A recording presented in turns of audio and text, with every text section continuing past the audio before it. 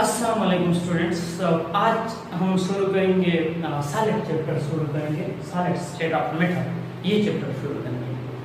अच्छा स्टूडेंट्स, कभी कभी कुछ स्टूडेंट कहते हैं कि आप जब बीटा या एमसीक्यूज के लिए पढ़ा रहे हैं तो स्टार्ट ही एमसीक्यूज से ले लें। तो स्टार्ट एमसीक्यूज से हम लेंगे एमसीक्यूज। अगर मैं फॉर एग्जांपल मैंने 10 एमसीक्यूज आप लोगों को करवा दिए तो 10 एमसीक्यूज में आपको उन्हीं अल्फाज में तो एमसीक्यूज रिपीट नहीं होंगे, ना आएंगे।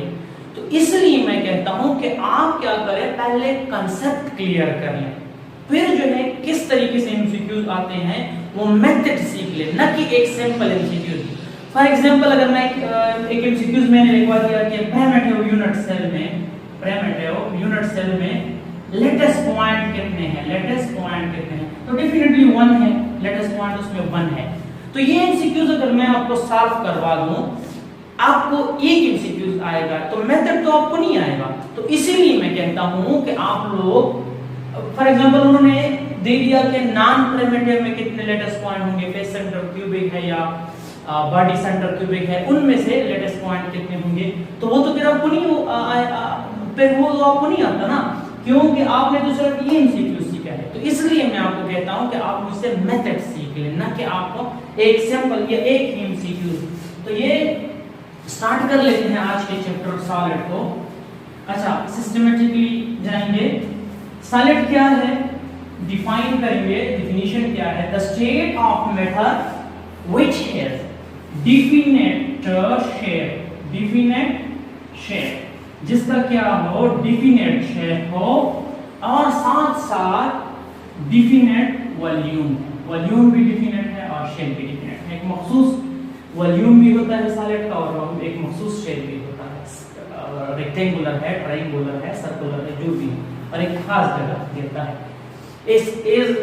आप लोगों ने लिक्विड को और गैसेस को देखा होगा, जितना भी स्पेस अवेलेबल है वो उसको घेर लेता है, लेकिन सॉलिड में जितना सॉलिड का वॉल्यूम है वो उसी जगह पे रहता है, बाकी का स्पेस अगर उसका अवेलेबल भी है वो उसको नहीं घेरता। तो ये आप लोगों के पास उसकी डेफिनेशन है। अब सॉलिड हमारे पास 2 टाइप्स के होते हैं। सॉलिड की टाइप्स कितनी हैं? 2 टाइप्स हैं। एक है हमारे पास क्रिस्टलाइन सॉलिड। क्या है? Crystalline solid. और दूसरा क्या है? Amorphous solid.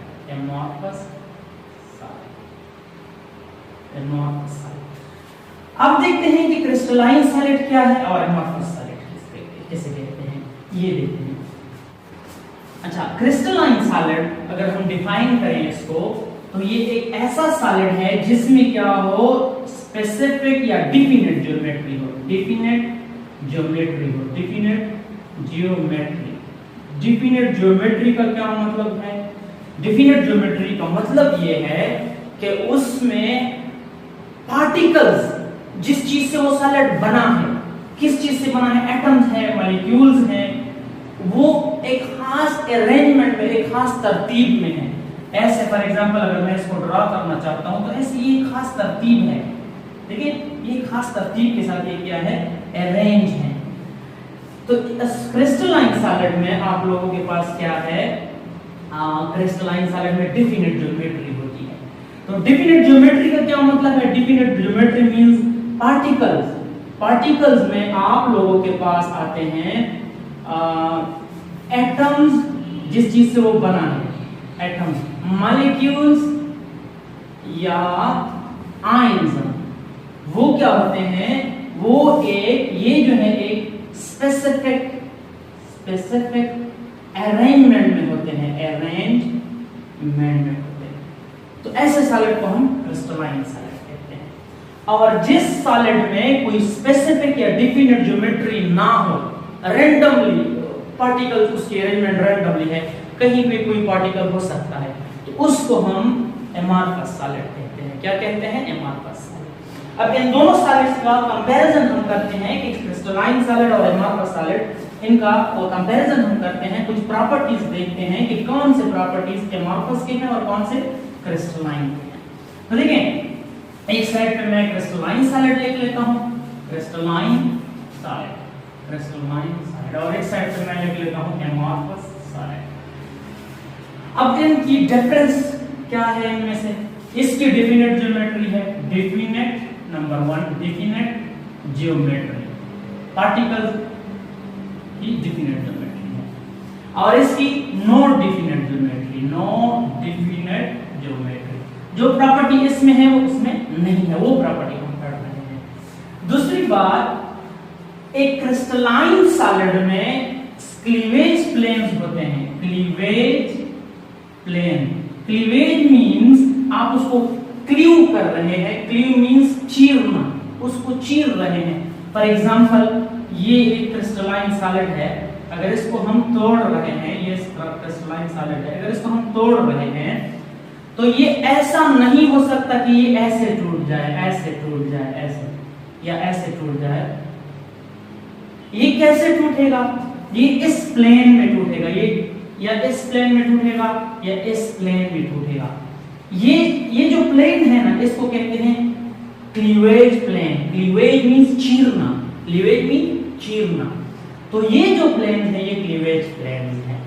अच्छा, इसके बाद आप लोगों के पास नंबर 3 में आता है क्लीवेज प्लेन के बाद कि क्रिस्टलाइन। अच्छा, एमॉर्फस सॉलिड में क्लीवेज प्लेन नहीं होते, वो कहीं भी टूट सकते हैं।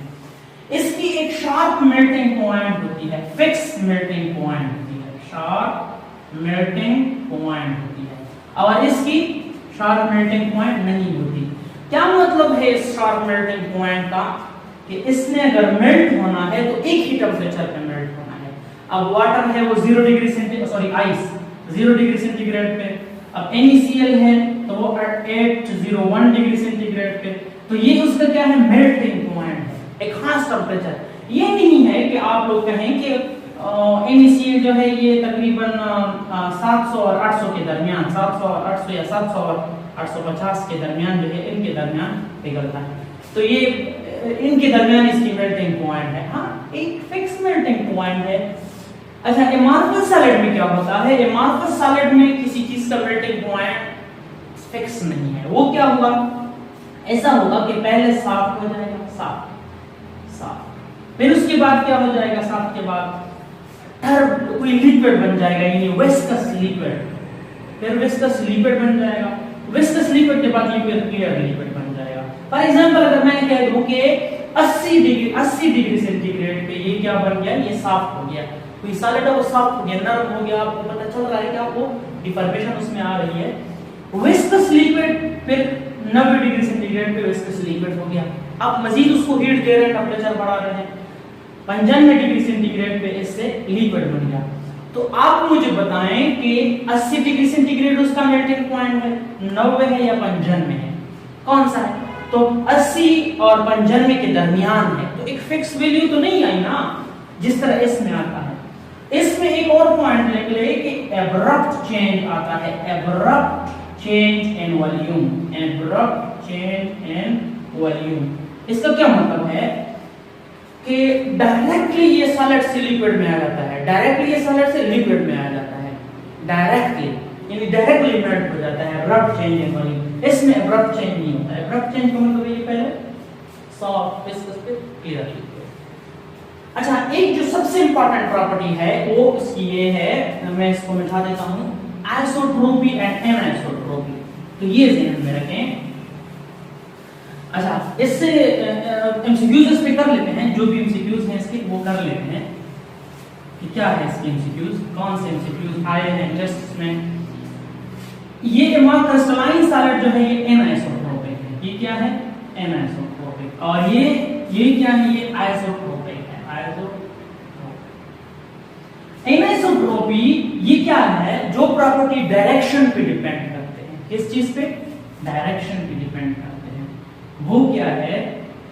वो आप लोगों के पास एनिसोट्रोपिक प्रॉपर्टी है। जो डायरेक्शन पे डिपेंड नहीं करते वो आइसोट्रोपिक प्रॉपर्टी है। अच्छा, एनिसोट्रोपिक प्रॉपर्टी, लेट्स सपोज मैंने कंडक्टेंस या मैकेनिकल स्ट्रेंथ को देखना है। ये मेरे पास एक सॉलिड है जिसमें पार्टिकल्स की अरेंजमेंट कुछ इस तरह है कि एक स्मॉल मॉलिक्यूल एक बड़ा, एक स्मॉल मॉलिक्यूल एक बड़ा, इस तरह है। ये सॉलिड है हमारे पास, और ये सॉलिड मुख्तलिफ पार्टिकल से बना है। कुछ अरेंजमेंट इस तरह से है कि ये एक स्मॉल पार्टिकल, एक लार्ज पार्टिकल, फिर स्मॉल, फिर लार्ज, फिर स्मॉल, फिर लार्ज, फिर स्मॉल। अगर ये स्मॉल है ये लार्ज है, ये स्मॉल है ये लार्ज है, ये स्मॉल है ये लार्ज है। फिर ये लार्ज, ये स्मॉल, ये लार्ज, ये स्मॉल, ये लार्ज और ये स्मॉल। अब मैंने फॉर एग्जांपल किसी प्रॉपर्टी को मेजर करना है, मैं इस डायरेक्शन में मेजर करना चाहता हूँ, ठीक है, इस डायरेक्शन में मैं मेजर करना चाहता हूँ, तो मुझे जो प्रॉपर्टी की वैल्यू आएगी मेरे पास, यहाँ पे लार्ज और स्मॉल सारे पार्टिकल मौजूद हैं, लार्ज और स्मॉल सारे पार्टिकल मौजूद हैं। तो मुझे फॉर एग्जांपल आ गई वो वैल्यू 10, किसी भी प्रॉपर्टी को मैं मेजर करना चाहता हूँ, मैकेनिकल स्ट्रेंथ को मेजर करना चाहता हूँ, इलेक्ट्रिकल कंडक्टिविटी को मैं मेजर करना चाहता हूँ, मैकेनिकल स्ट्रेंथ और इलेक्ट्रिकल कंडक्टिविटी। नाउ अब अगर मैं इसका डायरेक्शन चेंज करूँ, उसी प्रॉपर्टी को मैं अगर इस डायरेक्शन में मेजर करूँ, तो मेरे पास तो सारे स्मॉल पार्टिकल्स आ रहे हैं। तो अब जो रिजल्ट यहां से आएगा लार्ज और स्मॉल से, वो रिजल्ट स्मॉल पार्टिकल से नहीं आएगा। तो इसकी वैल्यू थोड़ी कम होगी, कोई 8 होगी, 7 होगी, हो सकता है 10 से ज्यादा हो, लेकिन 10 नहीं होगी। तो ये आप लोगों के पास क्या है, ये आप लोगों के पास एनआइसोट्रॉपी है। जो प्रॉपर्टीज डायरेक्शन पे डिपेंड करते हैं वो एनआइसोट्रॉपिक प्रॉपर्टी कहलाती है। अब मैं मैकेनिकल स्ट्रेंथ की एग्जांपल ले लूं। ये फॉर एग्जांपल मेरे पास एक मार्कर है और इसको मैं तोड़ना चाहता हूं, तो अगर मैं इस पे 50 न्यूटन फोर्स लगाऊं, 20 न्यूटन फोर्स लगाऊं, मुझे पता नहीं कि कितना फोर्स होता है, और मैं इसको ऐसे डायरेक्शन में नहीं, इस डायरेक्शन में और इस डायरेक्शन में ऐसे फोर्स लगाऊं, तो ये नहीं टूटेगा।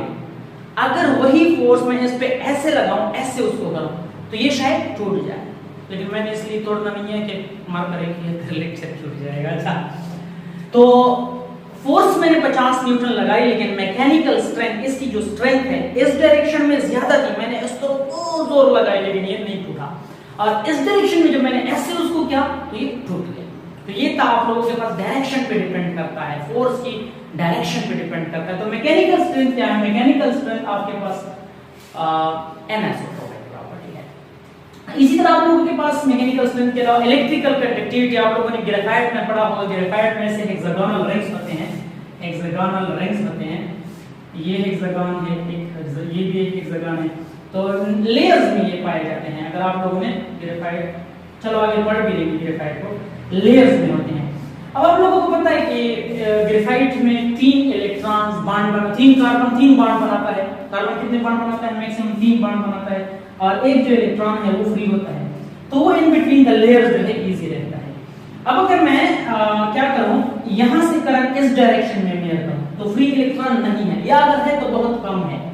इस डायरेक्शन में मेरे पास करंट की वैल्यू आ गई 3 एम्पीयर आ गई। क्यों?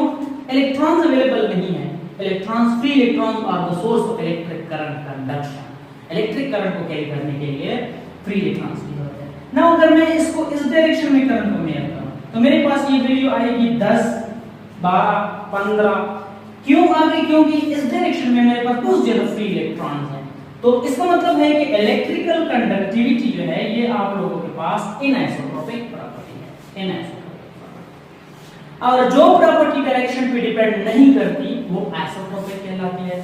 Isotropic, anisotropy is the property of crystalline substance और isotropy is the property of amorphous solid. ठीक है स्टूडेंट?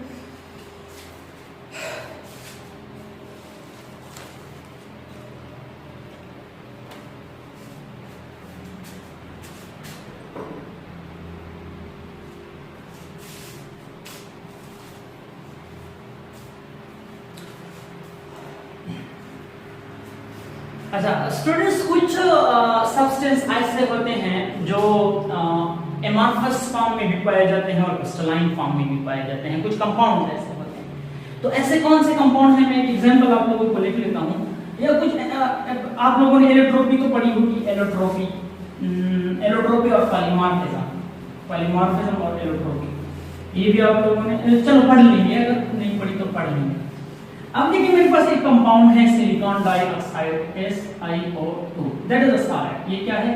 सॉलिड। अब ये क्रिस्टलाइन सॉलिड है या एमॉर्फस सॉलिड है, ये दोनों फॉर्म में पाया जाता है। ये आपके पास अगर क्वार्ट्ज की फॉर्म में है, क्वार्ट्ज, ये इसका इसकी एक फॉर्म है, तो ये क्या है? ये क्रिस्टलाइन सॉलिड है। क्या है? Crystalline solid. ये अगर फ्लफी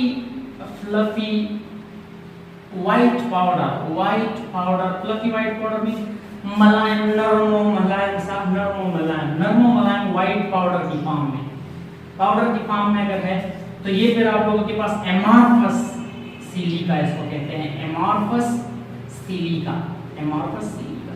तो ये पॉइंट आप लोग ध्यान में रखें कि क्वार्ट्ज की फॉर्म में क्रिस्टलाइन सॉलिड, क्वार्ट्ज की फॉर्म में क्रिस्टलाइन सॉलिड, क्रिस्टलाइन सॉलिड, और फ्लफी पाउडर की फॉर्म में ये एमॉर्फस सिलिका, ये एमॉर्फस फॉर्म में पाया जाता है, तो दोनों फॉर्म में पाया जाता है। इसी तरह आप लोगों के पास एक और कंपाउंड है, एक और एटम है, कार्बन, कार्बन एलिमेंट है, ये कभी कभी पाया जाता है डायमंड की सूरत में, डायमंड, ये इसका क्रिस्टलाइन फॉर्म है, क्या है, क्रिस्टलाइन सॉलिड है डायमंड, जो कि आप लोगों के पास आ जाता है ऑक्टाहेड्रल, ऑक्टाहेड्रल, ऑक्टाहेड्रल फॉर्म में आ जाता है। और इसके अलावा एक और भी है कार्बन का सेकेंड एलिट्रोपिक फॉर्म ग्रेफाइट, तो ये आप लोगों के पास ये भी क्रिस्टलाइन सॉलिड है, लेकिन ये जो है किस फॉर्म में पाया जाता है, हेक्सागोनल, हेक्सागोनल इसकी ज्योमेट्री है, हेक्सागोनल, इसकी ऑक्टाहेड्रल ज्योमेट्री और इसकी हेक्सागोनल ज्योमेट्री। और ये diamond is the hardest substance, और ये जो ग्रेफाइट है ये क्या है, is the soft substance, black powder. Diamond non conductor है, ग्रेफाइट कंडक्टर है, ये उसके दो डिफरेंसेस हैं। अच्छा, अब जाते हैं, जब हम क्रिस्टल्स की स्टडी करते हैं, ये क्रिस्टलाइन सॉलिड वाला जो पोर्शन है ये हम थोड़ा सा डिटेल में लेते हैं कि ये क्या है क्रिस्टलाइन सॉलिड। अच्छा, इस ब्रांच है साइंस का जिसको हम कहते हैं क्रिस्टलोग्राफी, क्या बोलते हैं, क्रिस्टलोग्राफी, क्रिस्टलोग्राफी। क्रिस्टलोग्राफी क्या है students, it is a branch of science, क्या है, ब्रांच ऑफ साइंस है, क्या है, ब्रांच ऑफ साइंस। कौन सी स्टडी इसमें करते हैं, in which we study the properties, property study करते हैं, geometry of crystalline substance, of crystal, of crystals, crystalline substance, crystalline solids. तो ऐसे ब्रांच ऑफ साइंस जिसमें हम प्रॉपर्टीज ऑफ क्रिस्टलाइन सॉलिड पढ़ते हैं उसको क्रिस्टलोग्राफी कहते हैं। अब ये मैंने एक वर्ड यूज किया अभी, क्रिस्टल, ये क्रिस्टल क्या है, क्रिस्टलाइन सॉलिड किस चीज से बना है, अब ये थोड़ा सा मैं आप लोगों को समझा दूं। क्रिस्टलाइन सॉलिड आप लोगों को पता है कि जिसमें रेगुलर अरेंजमेंट ऑफ पार्टिकल हो, तो आप लोग ये अगर आप लोगों ने पास करके नोट कीजिए, फिर मैं आप लोगों को ये क्रिस्टलाइन सब्सटेंसेस की जो बुनियाद है वो किस चीज से बना है। लेट सपोज मेरे पास ये एक क्रिस्टलाइन सब्सटेंस है, ये एक क्रिस्टलाइन सब्सटेंस है, ये कोई रेगुलर अरेंजमेंट नजर आ रही है, बिल्कुल, तो क्योंकि मैनुअल तरीके से मैं कर रहा हूं थोड़ी सी बात किया जाएगी। अब ये जो उसका, ये मैंने उससे ये पोर्शन मैंने उसका ले लिया, ये कोई क्रिस्टलाइन सॉलिड है, ये पोर्शन मैंने उससे ले लिया यहां पे, this is called crystal, this is called crystal. ये सारा क्रिस्टल, सारा भी हो सकता है, अगर एक पार्ट लेते हैं तो ये क्रिस्टल है, ठीक है। The part of crystalline solid which is homogeneous, homogeneous means इस जैसा हो, बिल्कुल इस जैसा हो, that is called crystal, that is called crystal। अब इस क्रिस्टल में क्या है, क्रिस्टल में ये स्मॉल बॉक्स आप लोगों को नजर आते हैं, ये वाले, this is called unit cell, this is called unit cell. तो यूनिट सेल आप लोगों के पास क्या है, ये देखें, ये यूनिट सेल, एक यूनिट सेल, 2 3 4 5 6 7 8, ये वैसे 3 डायमेंशनल होते हैं। 3 डायमेंशनल मींस अगर आप छोटे छोटे बॉक्स, इस तरह के बॉक्स रख रहे हैं, इस तरह के बॉक्स रख रहे हैं, जैसे ये 3 डायमेंशनल है, यहाँ पे ड्रा करना थोड़ा सा मुश्किल है, तो ये एक यूनिट सेल, उसके साथ ये दूसरा रख ले, दूसरा यूनिट सेल, तीसरा यूनिट सेल, इसी तरह सो ऑन। अब आप लोगों के पास ये यूनिट सेल है, इसकी हम डिफिनीशन कैसे करेंगे, इट इज द रिपीट हो रहा है, क्या हो रहा है, रिपीट हो रहा है, the smallest repeating unit, the smallest repeating unit of crystal, unit of crystal, smallest repeating unit of crystal। देखिए ये फिर रिपीट हो रहा है, फिर आ रहा है, फिर आ रहा है, फिर आ रहा है, इसी तरह भी जा सकता है, उसी तरह भी जा सकता है, the smallest repeating unit of crystal। अब इसकी प्रॉपर्टी अगर आप लोग जाने एक यूनिट सेल की, तो पूरे क्रिस्टल की प्रॉपर्टी का आपको पता होगा। कैसे, अगर ये हार्ड है तो ये भी हार्ड होगा, अगर ये एक यूनिट सेल नॉन कंडक्टर है तो ये पूरा क्रिस्टल नॉन कंडक्टर होगा। अगर ये एक यूनिट सेल कंडक्टर है तो ये पूरा क्रिस्टल जो है कंडक्टर होगा। तो smallest repeating unit of crystal which has all the properties of crystal, which has all the properties of crystal, जिसमें क्रिस्टल के सारे प्रॉपर्टीज मौजूद हो, जिसमें क्रिस्टल के सारे प्रॉपर्टीज मौजूद हैं। तो ये मेरे पास, ये जो मैंने इसको सेपरेट किया है, ये एक यूनिट सेल है। ये क्या है? Unit cell. ये क्रिस्टल है, क्रिस्टलाइन सॉलिड है, क्रिस्टल है पूरा। क्रिस्टल में से मैंने एक स्मॉल यूनिट ले लिया, ये इसको कहते हैं यूनिट सेल। ठीक है। अब अगर आप लोग देखें इस यूनिट सेल में ये क्या है? ये कॉर्नर्स, जो है इसको हम कहते हैं लेटस पॉइंट।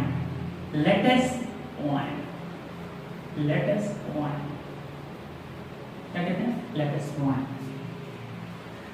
अब अगर ये क्रिस्टल जो है ग्रो कर रहा है, क्या कर रहा है? ग्रो कर रहा है। कैसे ग्रो कर रहा है? ऐसे भी जा सकता है, ऐसे भी जा सकता है, अच्छा ऊपर भी जा सकता है, ऐसे भी जा सकता है, ये ऐसे भी जा सकता है और ऐसे भी जा सकता है। इसके अलावा ये बोर्ड से इस तरफ भी जो थर्ड डायमेंशन है, यहां पे भी ग्रोथ कर सकता है। ठीक है। तो जो ये ग्रोथ कर रहा है ना, ये इसका क्या है? क्रिस्टल का लेटेक्स है, इसको कहते हैं क्रिस्टल लेटेक्स। ठीक है, क्रिस्टल लेटेक्स। अब ये लेटेक्स पॉइंट का मैंने बता दिया आप लोगों को, ये लेटेक्स पॉइंट है या कॉर्नर पे जो एटम्स हैं, मॉलिक्यूल्स है, जो भी हैं, ये लेटेक्स पॉइंट है। क्या है? लेटेक्स पॉइंट है। अब मैं ये मिटा देता हूं, अगर आप लोगों ने नोट नहीं किया, पास करके नोट कीजिएगा। फिर मैं आप लोगों को ये एक और यहां पर टर्म आ जाता है, ये जो कॉर्नर पे है ना, लेटेक्स पॉइंट, ये क्या हो सकते हैं? एटम्स भी हो सकते हैं, मॉलिक्यूल्स भी हो सकते हैं। क्या हो सकते हैं? मॉलिक्यूल भी हो सकते हैं, आयंस भी हो सकते हैं, अब आप लोगों के पास एक और पॉइंट है यहाँ पे, जिसको हम कहते हैं स्पेस लेटेक्स। क्या कहते हैं? स्पेस लेटेक्स, क्रिस्टल लेटेक्स या स्पेस लेटेक्स। देखिए क्रिस्टल लेटेक्स जो मैंने पहले समझाया, अभी ये स्पेस लेटेक्स भी इसको कहते हैं। अब ये जो अरेंजमेंट है पॉइंट्स का, ये पॉइंट है, ये पॉइंट है, ये पॉइंट है, अरेंजमेंट है। ये क्या है? ये अगर मैं फॉर एग्जांपल एक ऐसा क्रिस्टल ड्रा कर रहा हूं, एक ऐसा क्रिस्टल, तो ये हॉरिजॉन्टल है। क्या है? हॉरिजॉन्टल। क्या है? हॉरिजॉन्टल। ऐसे भी ग्रो कर सकता है, ऐसे भी ग्रो कर सकता है, नीचे भी ग्रो कर सकता है, तो ये हॉरिजॉन्टल है। ये टू डायमेंशनल है। क्या है ये?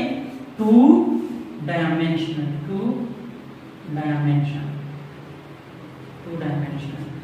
अब अगर ये इस साइड पे भी ग्रो कर रहा है, यानी ये मैं कप्स जो है ना, ये ऐसे भी रख रहा हूं, ऐसे भी रख रहा हूं, ऐसे भी रख रहा हूं, और उस साइड पे भी रख रहा हूं, इस तरफ उस साइड पे भी रख रहा हूं, तो आपके पास ये one dimension, two dimension, and this one is the third dimension, ये तीसरा डायमेंशन है। तो पॉइंट्स, ये जो पॉइंट्स हैं, आप इसकी अरेंजमेंट कर रहे हैं ना, ये पॉइंट्स की अरेंजमेंट कर रहे हैं, इसकी अरेंजमेंट कर रहे हैं थ्री डायमेंशन में। तो मैं लिख सकता हूं स्पेस लेटेक्स या crystal latex, the arrangement of points, the arrangement of points, अगर आप पॉइंट्स को, points means atoms, molecules, ions, and space means and three dimensions, अगर आप तीनों डायमेंशंस में पॉइंट्स को अरेंज कर रहे हैं, ये पॉइंट्स को अगर इससे भी अरेंज कर रहे हैं, ऐसे भी अरेंज कर रहे हैं, तो ये एक ही हो गया ना, और ऐसे भी अरेंज कर रहे हैं, दो हो गए, और ऐसे भी अरेंज कर रहे हैं, थर्ड डायमेंशन जो बोर्ड के आउट आ रहा है। तो ये क्या है? आप लोगों के पास स्पेस लेटेक्स है। क्या है? स्पेस लेटेक्स या क्रिस्टल लेटेक्स है। The arrangement of points in space is called and three dimension, this is called space latex. अब अगर आपको एक ही यूनिट सेल की इसकी अगर प्रॉपर्टीज आपको मालूम हो गई, तो समझ लीजिए कि आपको पूरे क्रिस्टल की प्रॉपर्टी मालूम हो गई है, क्योंकि unit cell is the simple repeating unit of crystal which is all the properties. अब यहां से मैं आप लोगों को एक ट्रिक भी बताने वाला हूं, इसमें किस टाइप के यूनिट सेल होंगे। जरूरी तो नहीं है कि आप लोगों के पास हमेशा ये वाला यूनिट सेल होगा, जरूरी तो नहीं है कि ये क्यूब होगा, इसको कहते हैं क्यूब।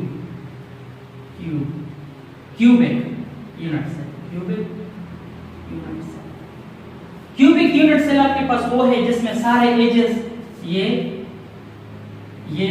सारे जितनी भी हैं, कितने एजेस हैं 1 2 3 4 5 6 7 8 9 10 11 12 एजेस हैं। 12 एजेस EDGES एजेस, 12 एजेस जो है वो सारे बराबर हैं 90 एंगल पे। ये 90 एंगल पे आप लोगों के पास है। अब इस यूनिट सेल में आप लोगों के पास क्या है, आप लोगों के पास एजेस हैं। क्या है? एजेस। एजेस मींस ये लाइन एजेस, इसको कहते हैं line. The lines are edges. Edges कहते हैं जो 12, कितने हैं 12।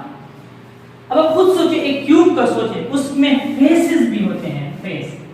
फेस ये बोर्ड जो आप लोगों को नजर आ रहा है ना, ये white board, this is a face. ये क्या है? फेस। अब जब आप ये यूनिट सेल बनाना है तो आप सोचिए कि मुझे कितने बोर्ड और चाहिए।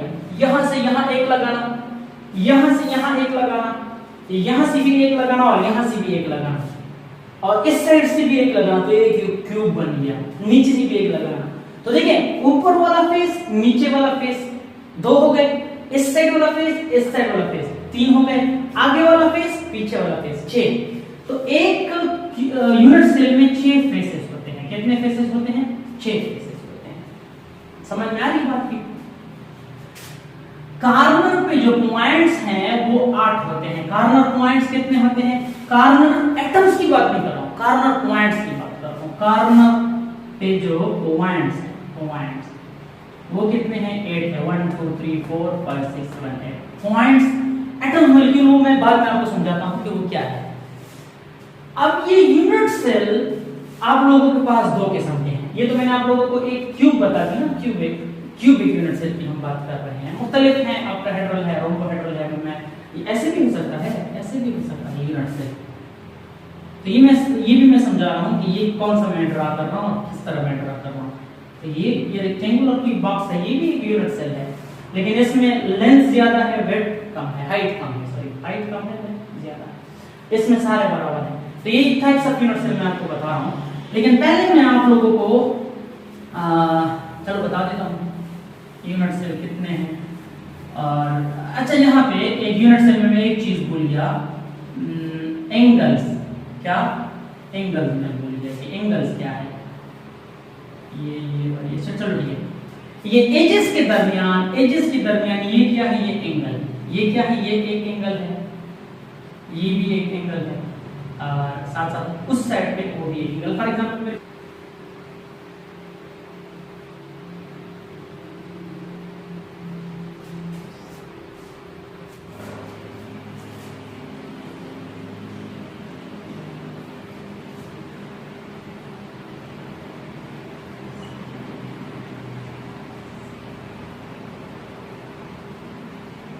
अच्छा स्टूडेंट्स, यहाँ पे मैं आप लोगों को अब एंगल्स के बारे में बताने वाला हूँ। एंगल्स के बारे में क्या है आप लोगों को बता दूं कि ये मेरे पास क्यूब है।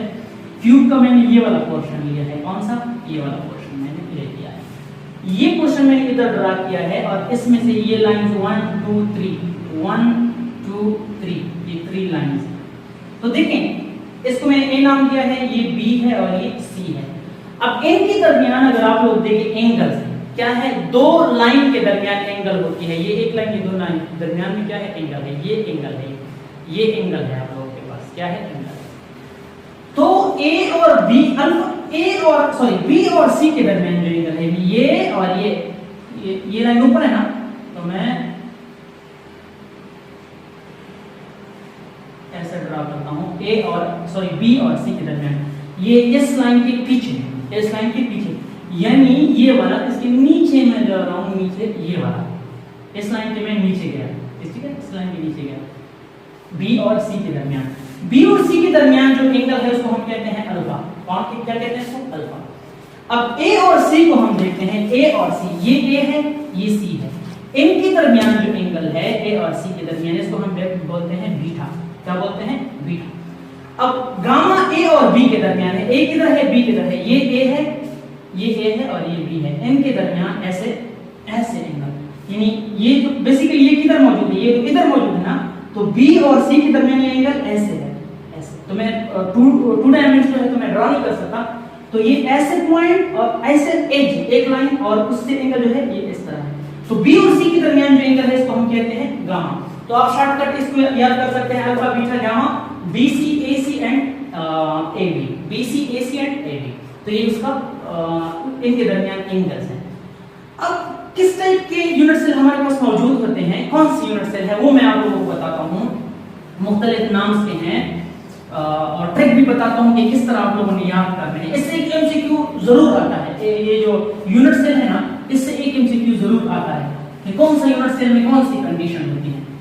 अब मैं अगर आप लोगों को क्यूबिक सिस्टम ड्रा करती हूँ, पहले ये इस बात को समझे, ट्रिक बताने वाला हूँ कि ट्रिक क्या है।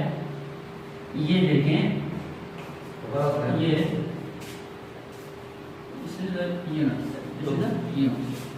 अच्छा, this is the unit cell. और इस यूनिट सेल में अगर आप लोग देखें तो सारे एजेस जो है ये ए है फॉर एग्जांपल, ये ए है, ये बी है, ये ए है, ये बी है, ये सी है। तो a is equal to B is equal to C. ये एजेस की मैं बात कर रहा हूँ, ये लाइंस की मैं बात कर रहा हूँ, edges. a is equal to B is equal to C. अगर एंगल की मैं बात कर रहा हूँ तो ये भी 90, ये भी 90, सारे 90 हैं। तो alpha is equal to beta is equal to gamma is equal to 90 degree. तो सारे 90 डिग्री के बराबर हैं। जैसे कि कमरा है ना, ये कमरा फॉर एग्जांपल ये क्यूब है, तो ये और ये एंगल भी 90 है और साथ साथ ये और ये एंगल भी 90 है और साथ साथ सारे एंगल जो है वो उसमें 90 है, तीनों एंगल 90 है। इसी तरह दूसरे कोने में अगर हम जाएं तो वो भी हर तरफ से एंगल जो है वो 90 है। तो क्यूबिक सिस्टम में हमारे पास ये तो सारे एंगल 90 है। जरूरी तो नहीं है कि मैंने कहा कि सारे एंगल 90 हो। अब ये देखें, ये इसमें अगर आप लोग देखें, ये मैं ड्रा करता हूं, ये देखें, खुद सोचें कि आप लोगों के पास ये एंगल जो है 90 नहीं आए। पहली बात तो ये है कि ए बी, ये A does not equal to B, इसमें ये ए बी बराबर नहीं है, क्योंकि एक लेंथ इसकी ज्यादा है, इसकी लेंथ ज्यादा है और इसका लेंथ कम है। तो A does not equal to B, पहली बात तो ये है। ये एंगल आप लोगों को 90 नजर आ रहा है? नहीं, ये 90 नहीं है, ये 90 से कम है और ये 90 से ज्यादा है। तो ये आप लोगों के उस में भी यूनिट सेल तो है, क्या नाम होगा ये मैं आप लोगों को समझा रहा हूँ। कुछ बेसिक यूनिट सेल हैं जो सारे मैं आप लोगों को समझा रहा हूँ, बहुत ही आसान तरीके से मैं आपको समझा रहा हूँ। अच्छा स्टूडेंट, तो हम बात कर रहे थे कि यूनिट सेल जो है वो मुख्तलिफ किस्म के होते हैं, उनकी डायमेंशंस मुख्तलिफ किस्म की होती हैं। तो on the basis of dimensions unit cell की जो टाइप्स है वो 7 यूनिट सेल है, यानी on the basis of dimensions, sides हैं, एंगल्स हैं, कितने बराबर हैं। तो वो मैंने 7 जो टाइप्स हैं बेसिक एडवांस में लिख दिए हैं ताकि आप लोगों का टाइम ज़ाया ना हो, तो बुरा मत मानिए। अच्छा, तो वो है एक cubic, tetragonal, orthorhombic, rhombohedral, hexagonal, monoclinic, triclinic. तो आप लोगों ने ये इसी तरतीब से क्या करना है, इसको याद करना है इसी तरतीब से। अब कैसे याद करें, मैं अगर क्यूबिक पहले लगाता हूं तो मुझे क्या पता होगा कि टेट्रागोनल दूसरे नंबर पे आता है, तो मैं आप लोगों को इसका ट्रिक बताता हूं। इसके लिए आप उर्दू में एक फिक्रा यूज करें, कब तुम और रहमान, आर से जिसका नाम भी आता है, आर से आप लोगों को जो प्यारा लगे उसी का नाम आप लोग क्या करें, पेश करें। कब तुम और रहमान हुंजा में थे। हुंजा एक झील का नाम है मेरे ख्याल में, हाँ हुंजा में जगह है, जो भी है बड़ी मशहूर जगह है, हुंजा एक झील का नाम है। कब तुम और रहमान हुंजा में थे। कब क्यूबिक, तुम टेट्रागोनल और आर्थरोम्बिक, रहमान रोम्बोहेड्रल, हुंजा हेक्सागोनल, मैं मोनोक्लिनिक और थे ट्राइक्लिनिक। तो ये उसके लिए क्या है, एक फिक्रा आप लोग यूज करें। अच्छा भाई, ये क्या मैंने लिख दिया है, a = b = c, सारा मैंने उसी तरह लिख दिया है, a = b = c, तो घबराने की जरूरत नहीं है। मैं एक्सप्लेन करता हूं कि ये क्यों मैंने लिखा है। देखें, ये एक्सेस है, एक्सेस आप लोगों को मैंने इससे पहले समझा दिए कि एक्सेस जो है, अगर ये यूनिट सेल है, ये यूनिट सेल है, तो ये उसका एक एक्सेस हो गया, ये दूसरा एक्सेस, ये तीसरा एक्सेस। तो ये ए, ये बी, ये सी, ये इस तरह की एक्सेस है। एक्सेस समझ गए आप लोग? तो उसमें या एजेस इसको की कहें तो ये आप लोगों के पास वो एक्सेस है, लाइंस हैं। तो एक क्यूबिक सिस्टम में a is equal to B is equal to C, ये सारे बराबर होंगे। फिर उसके बाद अगर मैं इसको डायरेक्टली करूं, इसका नाम ना लो, तो आप लोगों ने कैसे करना है? आप लोगों ने ऐसे करना है कि क्यूबिक के बाद ये सारे बराबर हैं, फिर एक खराब हो गया, फिर क्या हो गया? एक खराब हो, कोई मशीनरी है, पहले उसका एक पार्ट खराब हो जाता है, तो मैंने एक पार्ट को खराब कर दिया। फिर उसके बाद अगर आपने उसको ठीक नहीं किया तो वो दूसरा पार्ट भी खराब हो जाएगा। दूसरा ये तो खराब था पहले से, दूसरे में आपने दोनों को खराब कर दिया, यानी A does not equal to B does not equal to C, ये पार्ट है। तीसरे में आप लोगों ने फिर क्या कर दिया? जब मशीनरी के दोनों पार्ट्स खराब हो गए तो आप लोगों ने इसको ठीक कर दिया। अगर ठीक कर दिया तो ये ठीक हो गया, A is equal to B is equal to C, फिर ठीक हो गया। कुछ देर चलाने के बाद आप लोगों से एक पार्ट फिर खराब हो गया, फिर उसके बाद वही वाला प्रोसीजर के दोनों पार्ट फिर खराब हो गए। फिर उसके बाद जब दूसरी बार खराब हो गई ना मशीनरी, तो मशीनरी गई, यानी मशीनरी खराब ही खराब है। तो तीसरे केस में, इस केस में आप लोगों के पास A does not equal to B does not equal to C। दोबारा इसको जरा देखिए, पहले मशीनरी ठीक थी, A is equal to B is equal to C।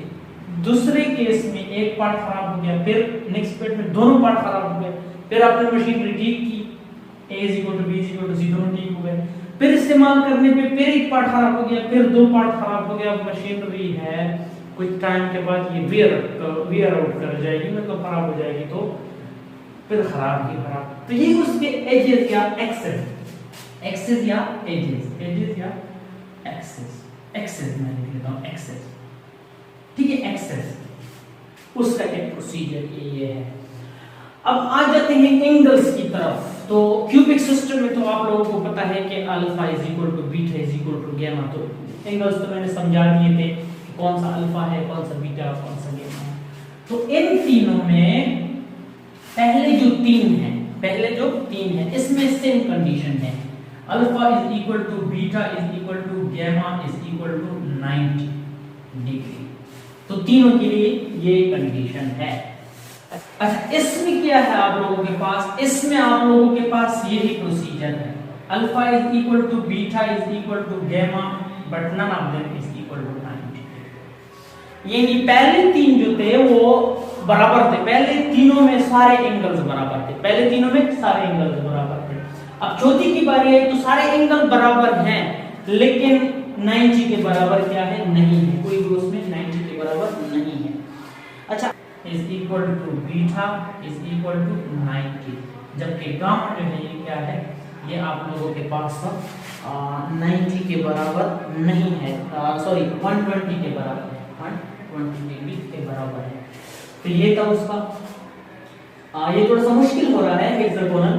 तो alpha is equal to beta is equal to 90, alpha beta 90 के बराबर है, जबकि गामा जो है वो आप लोगों के पास 120 के बराबर है। यानी दो बराबर है, एक ने डेविएशन की, उधर सारे बराबर थे 90 के बराबर थे, इधर भी सारे बराबर, लेकिन 90 के बराबर नहीं है। यहाँ पे अल्फा बीटा बराबर है 90 के, जबकि गामा जो है वो बराबर नहीं है। अब इस केस में आप लोगों के पास अल्फा और is equal to gamma, alpha और पहले अल्फा बीटा बराबर थे ना, अब इसमें अल्फा और गामा जो है ये आपस में क्या है? ये बराबर है। तो ये जो है आप लोगों के पास 90 के बराबर है, जबकि बीटा जो है वो 90 के बराबर नहीं होगा, डज नॉट इक्वल टू 90, ठीक है। तो ये आप लोगों के पास किस चीज के लिए है? मोनोक्लिनिक के लिए। मोनोक्लिनिक के लिए जो है वो ये है कि alpha is equal to beta, दोनों 90 के बराबर है, जबकि बीटा जो है वो 90 के बराबर नहीं होगा, ठीक है। फिर जो है आप लोगों के पास लास्ट में क्या है? लास्ट में जो है ट्राइक्लिनिक में alpha does not equal to beta does not equal to gamma. और ये नहीं कहा कि किस चीज के बराबर ना हो, सिर्फ बस कहा है कि तीनों जो है आपस में बराबर ना हो। तो यहाँ पे ट्राइक्लिनिकल का बहुत ही आसान है। तो क्वेश्चन अगर ऐसे आ जाए कि ऐसा क्वेश्चन आ जाए कि कौन सी यूनिट सेल की डायमेंशन जो है उसमें एजेस और एंगल बराबर नहीं है, कौन सी? अच्छा, तो अब वो है आप लोगों के पास ट्राइक्लिनिक। मेरे ख्याल में समझ नहीं आई, मैं इसको लिख के दे देता हूँ आप लोगों को। टेट्रागोनल की तरह इधर है, ये एक एमसीक्यू में आया था टेट्रागोनल का, ये मैं आप लोगों को बताता हूँ कि किस तरह का एमसीक्यू आया था। अगर आप लोगों ने इसको नोट नहीं किया तो खास करके इसको नोट कर लें, ठीक है। तो ये 7 बेसिक यूनिट सेल हैं on the basis of dimension, on the basis of dimension. अच्छा, मैं दरमियान में से ये क्या कर लेता हूँ, ये मैं बैठा देता हूँ। एक एमसीक्यू मैंने देखा, उसमें लिखा था, शायद किसी प्रीवियस पेपर का हो, तो उसमें लिखा था कि टेट्रागोनल यूनिट सेल, क्वेश्चन कुछ इसी तरह था, क्वेश्चन के tetragonal unit cell, tetragonal unit cell has dimension, base dimension, उसकी कौन सी डायमेंशन?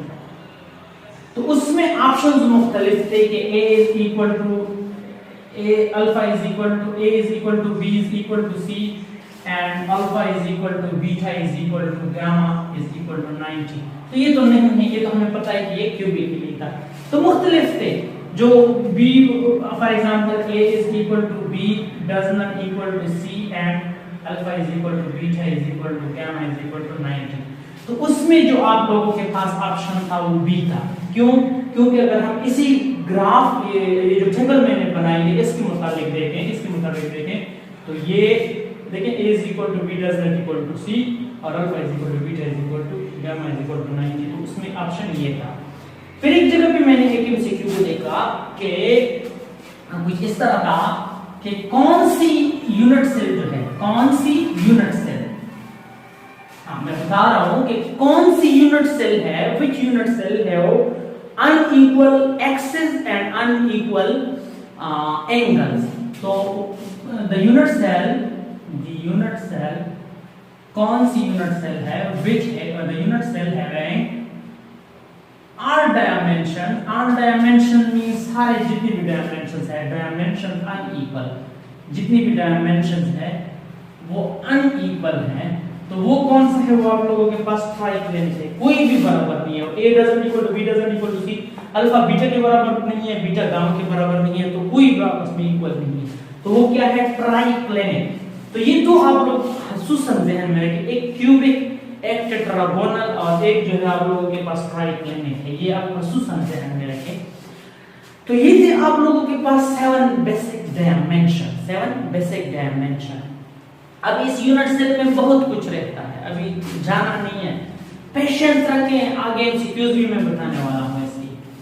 अच्छा, यहाँ पे एक टाइप के एमसीक्यूज जो है वो बड़े मशहूर है कि सर आप तो ये बहुत लेट करवा रहे हो, बिल्कुल, कि how many atoms are present in unit cell, how many, question आता है how many lattice points atoms या molecule, lattice point atoms या molecule, how many lattice point या corner point atoms की मैं बात कर रहा हूँ, atoms are present and cubic system, cubic unit cell कि एक क्यूबिक यूनिट सेल में कितने एटम्स मौजूद हैं।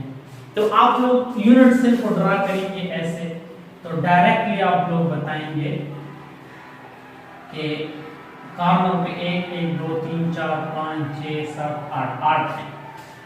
लेकिन ऑप्शन में क्या होगा, ऑप्शन में होगा 8 1 4 D R।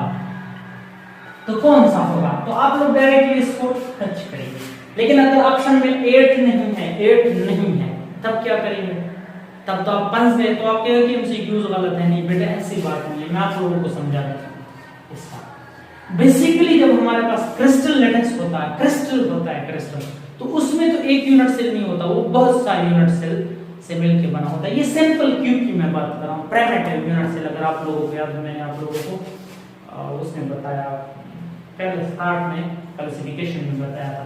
तो मैं ड्रा करता हूं एक क्रिस्टल में कुछ 8 के करीब यूनिट सेल ड्रा करता हूं।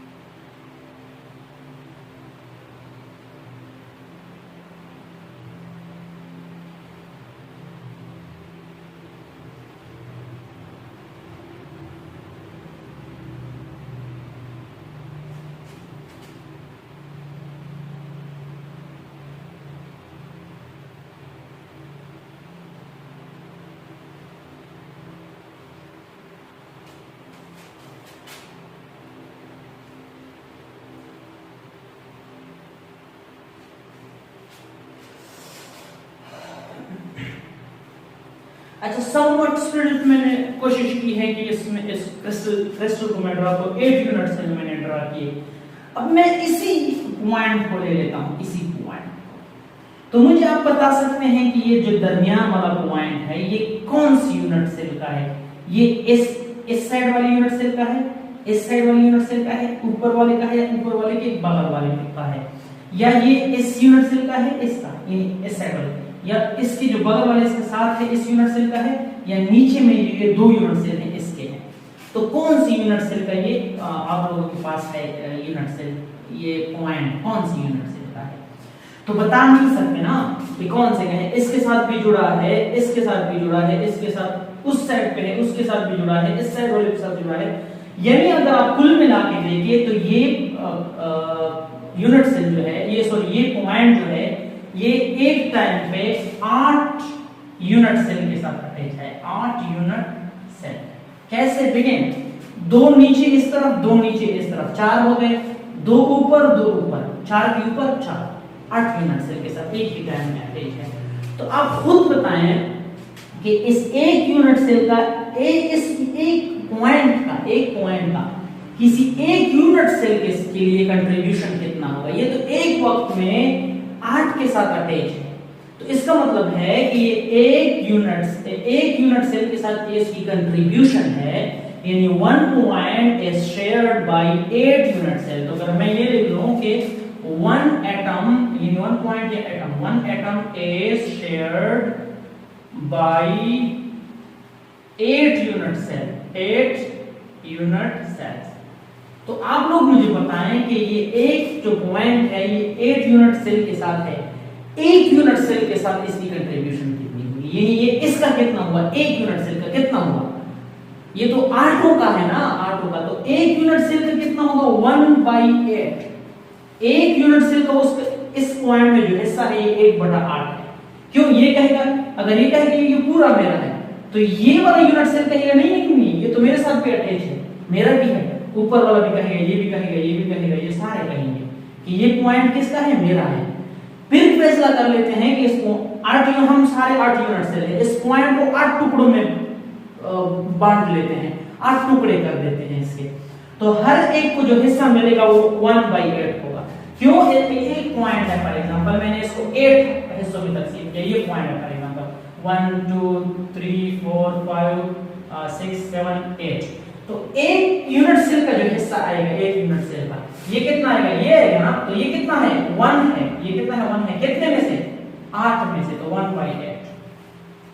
तो एक पॉइंट जो है 8 is shared by 8 unit cell.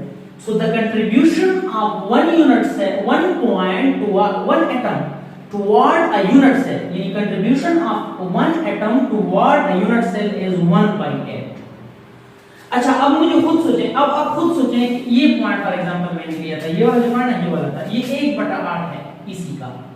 ये मैंने इसको यहां पे रख लिया, एक यूनिट सेल को मैंने वहां पे रख लिया। तो एक पॉइंट अगर 1/8 है यानी 1/8 है, तो ये इस पॉइंट यहां पे इसके साथ, इस यूनिट सेल के साथ जो एटम है वो 1/8 है, यहां पे भी 1/8 होगा, 1/8 होगा। तो कितने कार्बन्स हैं? 1/8 1/8 1/8 1/8 1/8 1/8 1/8। तो 8 दफा 1/8 को जमा कर लिया, 1/8 एक कार्बन पे है। टोटल कार्बन्स कितने हैं? Multiplied by 8, multiplied by 8, 1/8 multiplied by 8। तो इससे आप लोगों के पास आएगा 8/8 या इज इक्वल टू 1। तो एक यूनिट सेल के साथ टोटल जो एटम हुआ वो कितना हुआ? 1। देखें टुकड़ों में है, ये टुकड़ों में है, ये टुकड़ों में पल रहे हैं, टुकड़ों में। तो इन सब टुकड़ों को अगर हम जमा करें तो इस ये वाले जो उधर मैंने लगवाए थे, इन सब टुकड़ों को, 8 टुकड़े हैं, यहाँ पे यहाँ पे यहाँ पे यहाँ पे यहाँ पे यहाँ पे, इनको अगर हम जमा करें, क्या करें? जमा करें एक यूनिट सेल की, तो उससे कितना यूनिट सेल आएगा? सॉरी, कितने एटम्स आएंगे? 1 एटम आएगा। कितने एटम आएंगे? 1 एटम आएगा। तो सिंपल क्यूबिक सिस्टम के साथ आप लोगों के पास कितने एटम्स हैं? 1 एटम है। कितने एटम है? 1। भूलना नहीं है इस बात को। The number of atoms present in face center, simple cubic system is 1. अच्छा स्टूडेंट, तो number of particles in a cubic unit cell, cubic unit cell में हमने कैलकुलेट किए थे, कितने थे वो 1 थे। तो ये क्यूब है, क्यूब एक यूनिट सेल। तो स्टार्ट में मैंने आप लोगों को जो समझाया था, तो मैं मार्कर चेंज कर देता हूँ।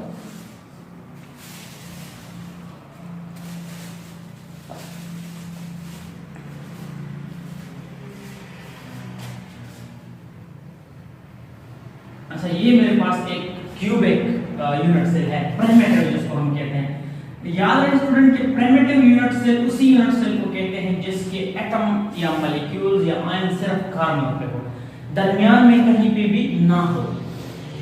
तो अभी आप लोगों के पास ये एक यूनिट सेल है, ये प्रिमिटिव था। तो इसमें नंबर ऑफ पार्टिकल जो हमने कैलकुलेट किस तरह करने थे, ये जो कार्बन पे था, ये कितने यूनिट सेल का शेयर था, एक ही टाइम पे ये 8 यूनिट सेल के साथ अटैच था। तो इसी यूनिट सेल में इस कार्बन वाले एटम की कंट्रीब्यूशन कितनी होगी, 1/8। और टोटल कार्बन्स कितने हैं, वो 8 हैं। तो एक कार्बन पे मेरे पास जो एटम मौजूद है वो क्या है, 1/8 है। और कार्बन्स कितने हैं, 8 है, मल्टीप्लाइड बाय 8 से जरा दे तो इससे 8/8 आएगा, यानी कि 1 आएगा, यानी 1। तो प्रिमिटिव यूनिट सेल में क्वेश्चन अगर इसी तरह आ जाए कि number of atoms present in primitive unit cell, तो वो 1 है। कितना है, 1 है। अब नॉन प्रिमिटिव की तरफ चलते हैं। नॉन प्रिमिटिव आप लोगों को पता है, जिसमें आप लोगों के पास आ जाता है नॉन प्रिमिटिव में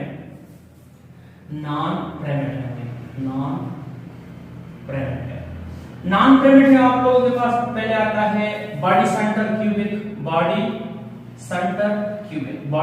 क्यूबिक, यानी कार्बन के अलावा बॉडी के सेंटर पे भी, यानी कि यहां सेंटर पे भी एक एटम मौजूद है, तो ये बॉडी सेंटर क्यूबिक है।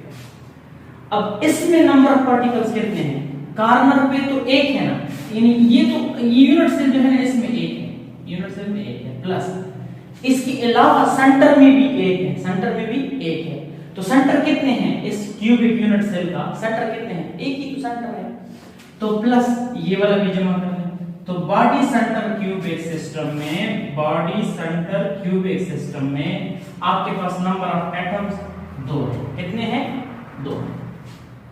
अच्छा, अब चलते हैं तीसरे की तरफ, जिसको हम कहते हैं फेस सेंटर क्यूबिक। कौन सा, फेस सेंटर क्यूबिक। फेस आप लोग जानते हैं, फेस, ये फॉर एग्जांपल मेरे पास एक यूनिट सेल है, इसमें कितने फेसेस हैं, 1 2 3 4 5, ये ऐसे है, ऊपर नीचे 2 हो गए, यहां से यहां, यानी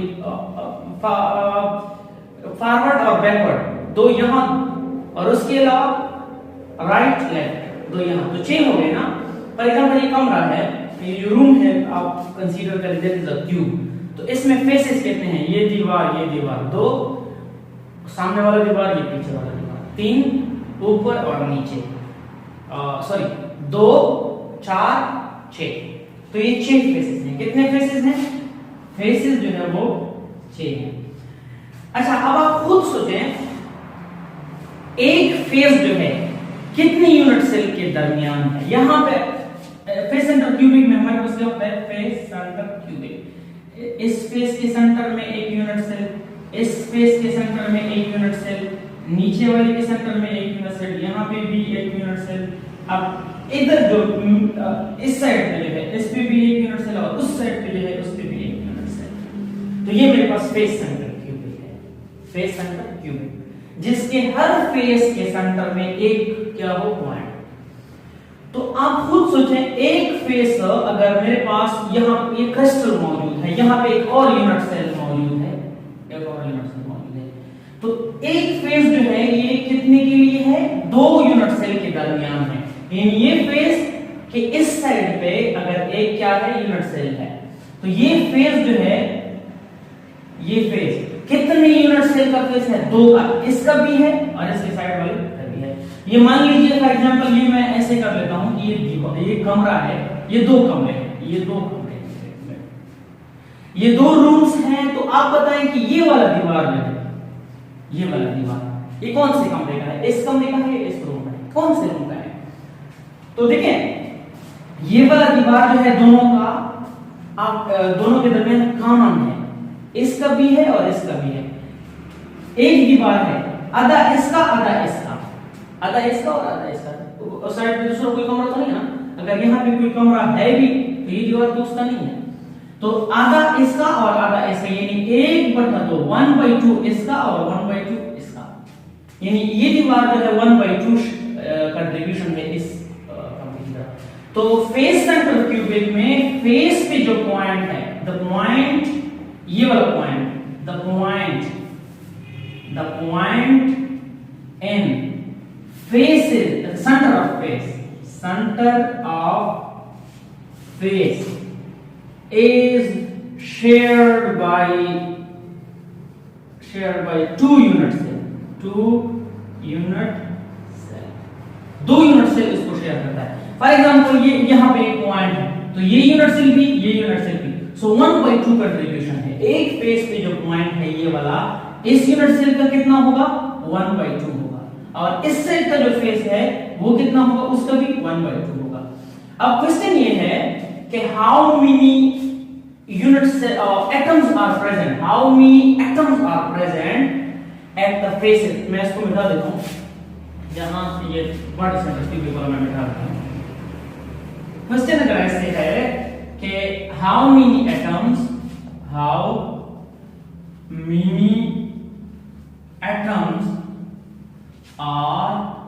present in face centre cubic system. Face centre cubic system में कितने एटम हैं? तो आप लोगों को तो पता है कि ये एक यूनिट सेल है। यूनिट सेल में कॉर्नर पे कितने एटम हैं? कॉर्नर पे 1 एटम था जो हमने कैलकुलेट किया था। अब फेसेस पे कितने हैं? फेसेस पे तो बताएं टोटल कितने फेसेस हैं? 6 फेसेस हैं, 6 फेसेस, 1 2 3, इधर वाला उधर वाला 4, ऊपर वाला नीचे वाला 6, ठीक है, 6 फेसेस हैं। 6 फेसेस में एक फेस पे जो एटम है, एक फेस पे इस यूनिट सेल की तरह एक फेस पे कितना एटम मौजूद है, मुझे ये बताएं। एक फेस पे 1/2 एटम मौजूद है, ये 1/2, इस फेस पे 1/2 एटम मौजूद है। तो फेस पे 1/2 एटम मौजूद है और टोटल फेसेस कितने हैं? 6 हैं। तो टोटल कितने एटम हुए इसके साथ? तो ये मल्टीप्लाई करें, तो ये अगर मल्टीप्लाई करें तो 3 2 1 2 और 2 3 4, इससे 3 आएगा। कितना आएगा? 3। कॉर्नर पे 1, फेसेस पे 3, तो 1 + 3 = 4। तो फेस सेंटर क्यूबिक में आपके पास 4 यूनिट्स एटम्स हैं। दोबारा इसको जरा देखें। एक फेस जो है, एक फेस पे जो एटम है, एक फेस पे जो एटम है ये कितने यूनिट सेल का है? ये जो है इसके बगल वाले, इसके साथ वाले यूनिट सेल का भी है और इस यूनिट सेल का भी है, ये वाला एक फेस पे। जैसे मैंने ये बताया कि यहाँ पे एक कमरे में एक दीवार है, दीवार में एक एटम है, या दीवार है जो भी है, दीवार में एक एटम है, पॉइंट है, तो ये इसका कितना है और इस कमरे का कितना है? तो दोनों का 1/2 है, दोनों का क्या है? 1/2 है। सिमिलरली ये फेसेस भी, कितने फेसेस हैं? 6 फेसेस हैं, और एक फेस पे कितना एटम मौजूद है? 1/2। तो टोटल कितनी हुई? 6 × 1/2, तो इससे 3 आएगा। तो 1 + 3 = 4। ये बॉडी सेंटर क्यूबिक था। अच्छा, इसके बाद आप लोगों के पास है कि कोई जनरल जो आप लोगों को ये एमसीक्यू है ना, एमसीक्यू, जनरल एमसीक्यू इसी हवाले से जो आते हैं वो मैं आप लोगों को बताता हूं। अच्छा, क्वेश्चन ऐसा आए कि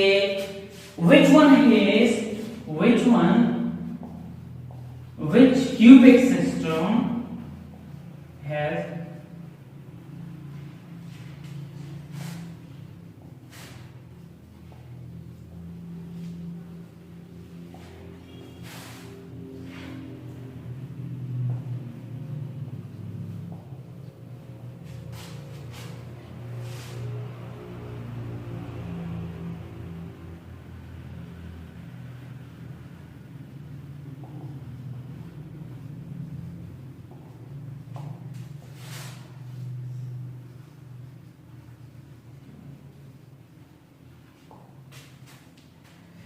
तो क्वेश्चन बेटा ये है कि which cubic system has least number of atoms, which cubic system has least number of atoms, तो किस क्यूबिक सिस्टम में लीस्ट नंबर ऑफ एटम्स है?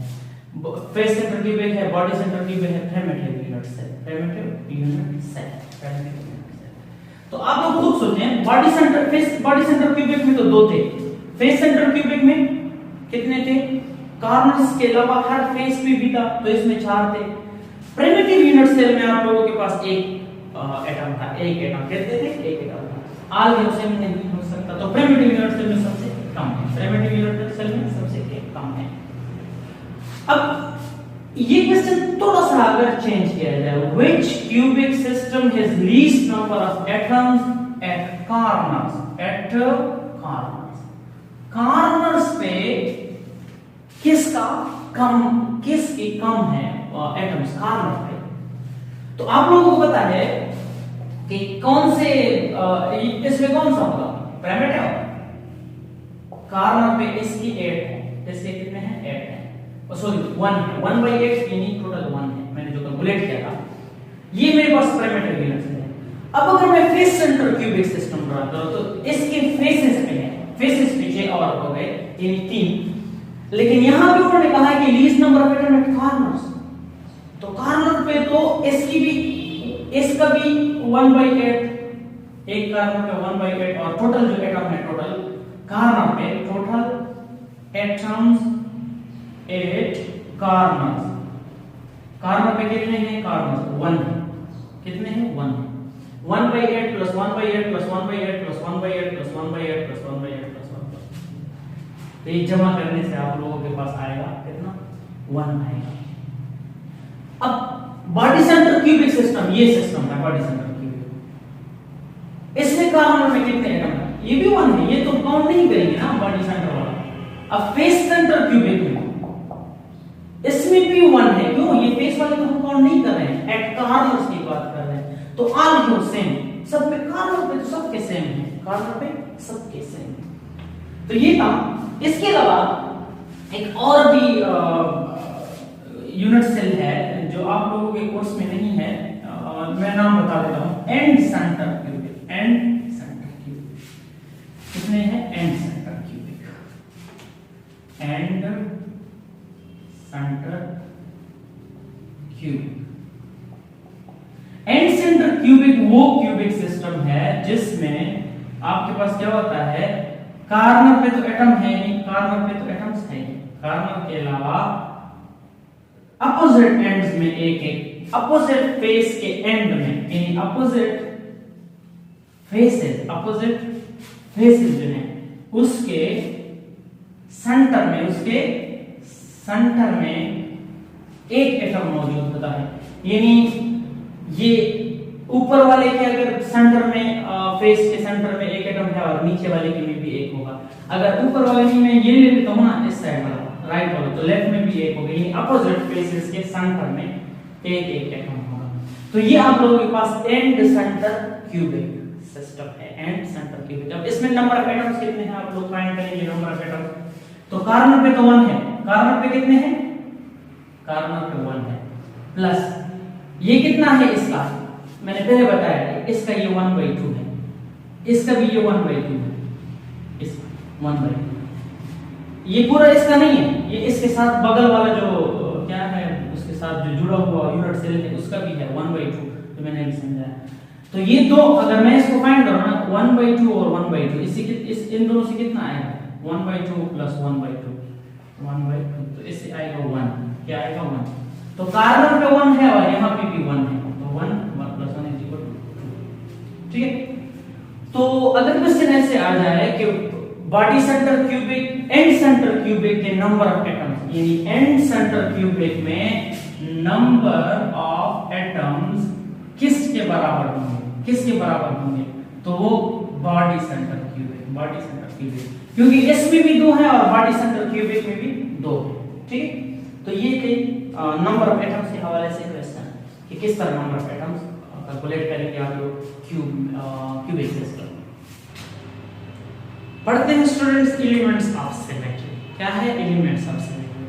तो सिमेट्री और एलिमेंट्स ऑफ सिमेट्री क्या है? सिमेट्री और एलिमेंट्स ऑफ सिमेट्री क्या है? सिमेट्री या एलिमेंट ऑफ सिमेट्री, सिमेट्री कहते हैं जो स्ट्रक्चर या जो भी चीज दो इक्वल हिस्सों में डिवाइड है। यानी सिमेट्री मींस अगर हम इसको इक्वल है पार्ट्स में, टू इक्वल पार्ट्स में डिवाइड कर सके, तो ये सिमेट्री है इसकी। अब एलिमेंट्स ऑफ सिमेट्री क्या है? एलिमेंट्स ऑफ सिमेट्री देखें, ये है आप लोगों के पास द पॉइंट, कोई भी आप लोगों के पास पॉइंट है, कोई लाइन है, पॉइंट या लाइन है या इमेजिनरी, ये क्या होंगे? इमेजिनरी लाइन है। अगर वो किसी यूनिट सेल को दो इक्वल हिस्सों में तकसीम करेंगे, which divide unit cell and two equal parts, जो एलिमेंट को यूनिट सेल को दो इक्वल पार्ट्स में डिवाइड करे, parts, this is called the element of symmetry. Imaginary कोई लाइन है, फर्ज करे कोई लाइन है इमेजिनरी, फर्ज करे, लेट्स सपोज, तो ये अगर इमेजिनरी लाइन है, वो इमेजिनरी लाइन है या पॉइंट है या प्लेन है, कोई प्लेन है, तो वो क्या करें? We divide the unit cell into two equal parts. क्या मतलब है इसका? ये मतलब ये है कि कोई मेरे पास ये एक यूनिट सेल है, इसको मैं दो इक्वल हिस्सों में तकसीम कर रहा हूं, चाहे ये पॉइंट हो, चाहे वो लाइन हो, चाहे वो प्लेन हो, चाहे वो प्लेन हो, तो प्लेन हो, लाइन हो, जो भी हो, ये अगर दो इक्वल हिस्सों में तकसीम करें तो वो क्या है? तो वो आप लोगों के पास एलिमेंट ऑफ सिमेट्री है। तो टोटल जो एलिमेंट ऑफ सिमेट्री हैं वो आप लोग ये ज़हन में रखें, टोटल एलिमेंट्स कितने हैं? टोटल एलिमेंट्स ऑफ सिमेट्री वो 23 हैं। कितने हैं? 23 तरीकों से हम एक यूनिट सेल को दो इक्वल पार्ट में तकसीम करते हैं। कितने तरीकों से? 23 तरीकों से हम तकसीम कर सकते हैं। अच्छा, एक को पढ़ते हैं, क्या है ये आप लोगों के पास ये एलिमेंट्स ऑफ सिमेट्री। तो 23 हमने पूरे करने हैं। कितने? 23। तो पहला जो आप लोगों के पास है वो है सेंटर ऑफ सिमेट्री। क्या है? Centre of symmetry. तो सेंटर ऑफ सिमेट्री स्टूडेंट क्या है? एक ऐसा पॉइंट जिस पे आप लोग क्या करें, जिस पे आप लोग ये इक्वल हिस्सों में तकसीम कर सकते हैं। ये जो सेंटर है ना, ये वाला ये point, central point, this is called centre of symmetry. ये सिमेट्री का सेंटर है, सेंटर ऑफ सिमेट्री। ये किसी यूनिट सेल में एक हो सकता है, यानी सेंटर ऑफ सिमेट्री किसी यूनिट सेल में सिर्फ एक हो सकता है। दिस इज इक्वल टू 1 से ज्यादा नहीं हो सकता। तो अब मैं इधर भी लिख जाऊं तो सेंटर ऑफ सिमेट्री कितने हैं? सेंटर ऑफ सिमेट्री ये मेरे पास कितना है? Centre of symmetry equal to 1। अल्हम्दुलिल्लाह। अच्छा, तो सेंटर ऑफ सिमेट्री मेरे पास 1 है, एक से ज्यादा नहीं हो सकता। अब जो दूसरी बातें हैं, सिमेट्रिकल एलिमेंट्स हैं जो दूसरी सिमेट्री वो पढ़ते हैं। तो ये हमारे पास है ही यूनिट सेल। अब अगर इसको मैं क्या करूं, इस पे एक फेस के सेंटर पे यानी यहाँ पे, और अपोजिट फेस के सेंटर पे यहाँ पे, यानी दो अपोजिट फेसेस के सेंटर पे अगर एक इमेजिनरी लाइन ड्रा करो, इमेजिनरी लाइन मैंने ड्रा की, फर्ज करिए मैंने ड्रा की, तो मैंने इस यूनिट सेल को दो हिस्सों में तकसीम किया। ये जो लाइन है, ये लाइन रस्सी लगा लेते हैं। 8 नंबरी बाप 10 नंबरी कोई मूवी है, उसमें वो घर का जब बंटवारा करते हैं ना, तो एक ही घर में दो बाप बेटा रहते हैं, वो रस्सी लगा देते हैं कि ये मेरा, ये तेरा, इतनी पार्टीशन हो जाती है। तो अगर मैं क्या करूं, अगर मैं इस कमरे में रस्सी लगा लूं यहाँ से एक दीवार के मिड में और दूसरी दीवार के मिड में, तो मैं रस्सी लगा लेता हूं। This is called axis of symmetry. क्या कहते हैं इसको? एक्सिस ऑफ सिमेट्री बोलते हैं। एक्सिस ऑफ सिमेट्री क्या बोलते हैं इसको? Axis of symmetry. तो ये जो इमेजिनरी लाइन है, अगर इस ये पॉइंट अगर हम देखें, अगर हम इसको 360 रिवॉल्यूशन दें, 360 डिग्री रिवॉल्यूशन, यानी यहां से स्टार्ट करके उसको रिवॉल्व करें फिर यहां तक ले आए, तो इस यूनिट सेल की पोजीशन चेंज नहीं होगी, फिर वही पोजीशन पे आएगा। ये 360 रिवॉल्यूशन ऐसे है, ऐसे मुझे देखे ना, मैं 360 पे रिवॉल्यूशन करता हूं, तो मैं उसी पोजीशन में आऊंगा जैसे जैसे मैं अभी हूं। तो मैं 360 की रिवॉल्यूशन ऐसे करूंगा, तो मैं आ गया अपनी पोजीशन पे, उसी पोजीशन पे आ गया। तो ये क्या है, यू 360 रिवॉल्यूशन। अगर 360 रिवॉल्यूशन पे हम किसी यूनिट सेल को घुमाएं और फिर वो उसी लाइन पे अपनी पोजीशन पे आ जाए, तो ये लाइन जो है, जिस लाइन पे ये घुमा है, तो ये एक्सिस ऑफ सिमेट्री है। क्या है? Axis of symmetry. अब हमने फाइंड करना है कि एक यूनिट सेल में कितने एक्सिस ऑफ सिमेट्री है। ये तो मैंने एक लाइन ड्रा की, अब मैं बताता हूं आप लोगों को कि कितने हो सकते हैं एक्सिस ऑफ सिमेट्री। तो क्यूब को दोबारा ड्रा करना पड़ेगा। अच्छा, देखें कितने एक्सिस ऑफ सिमेट्री हो सकते हैं,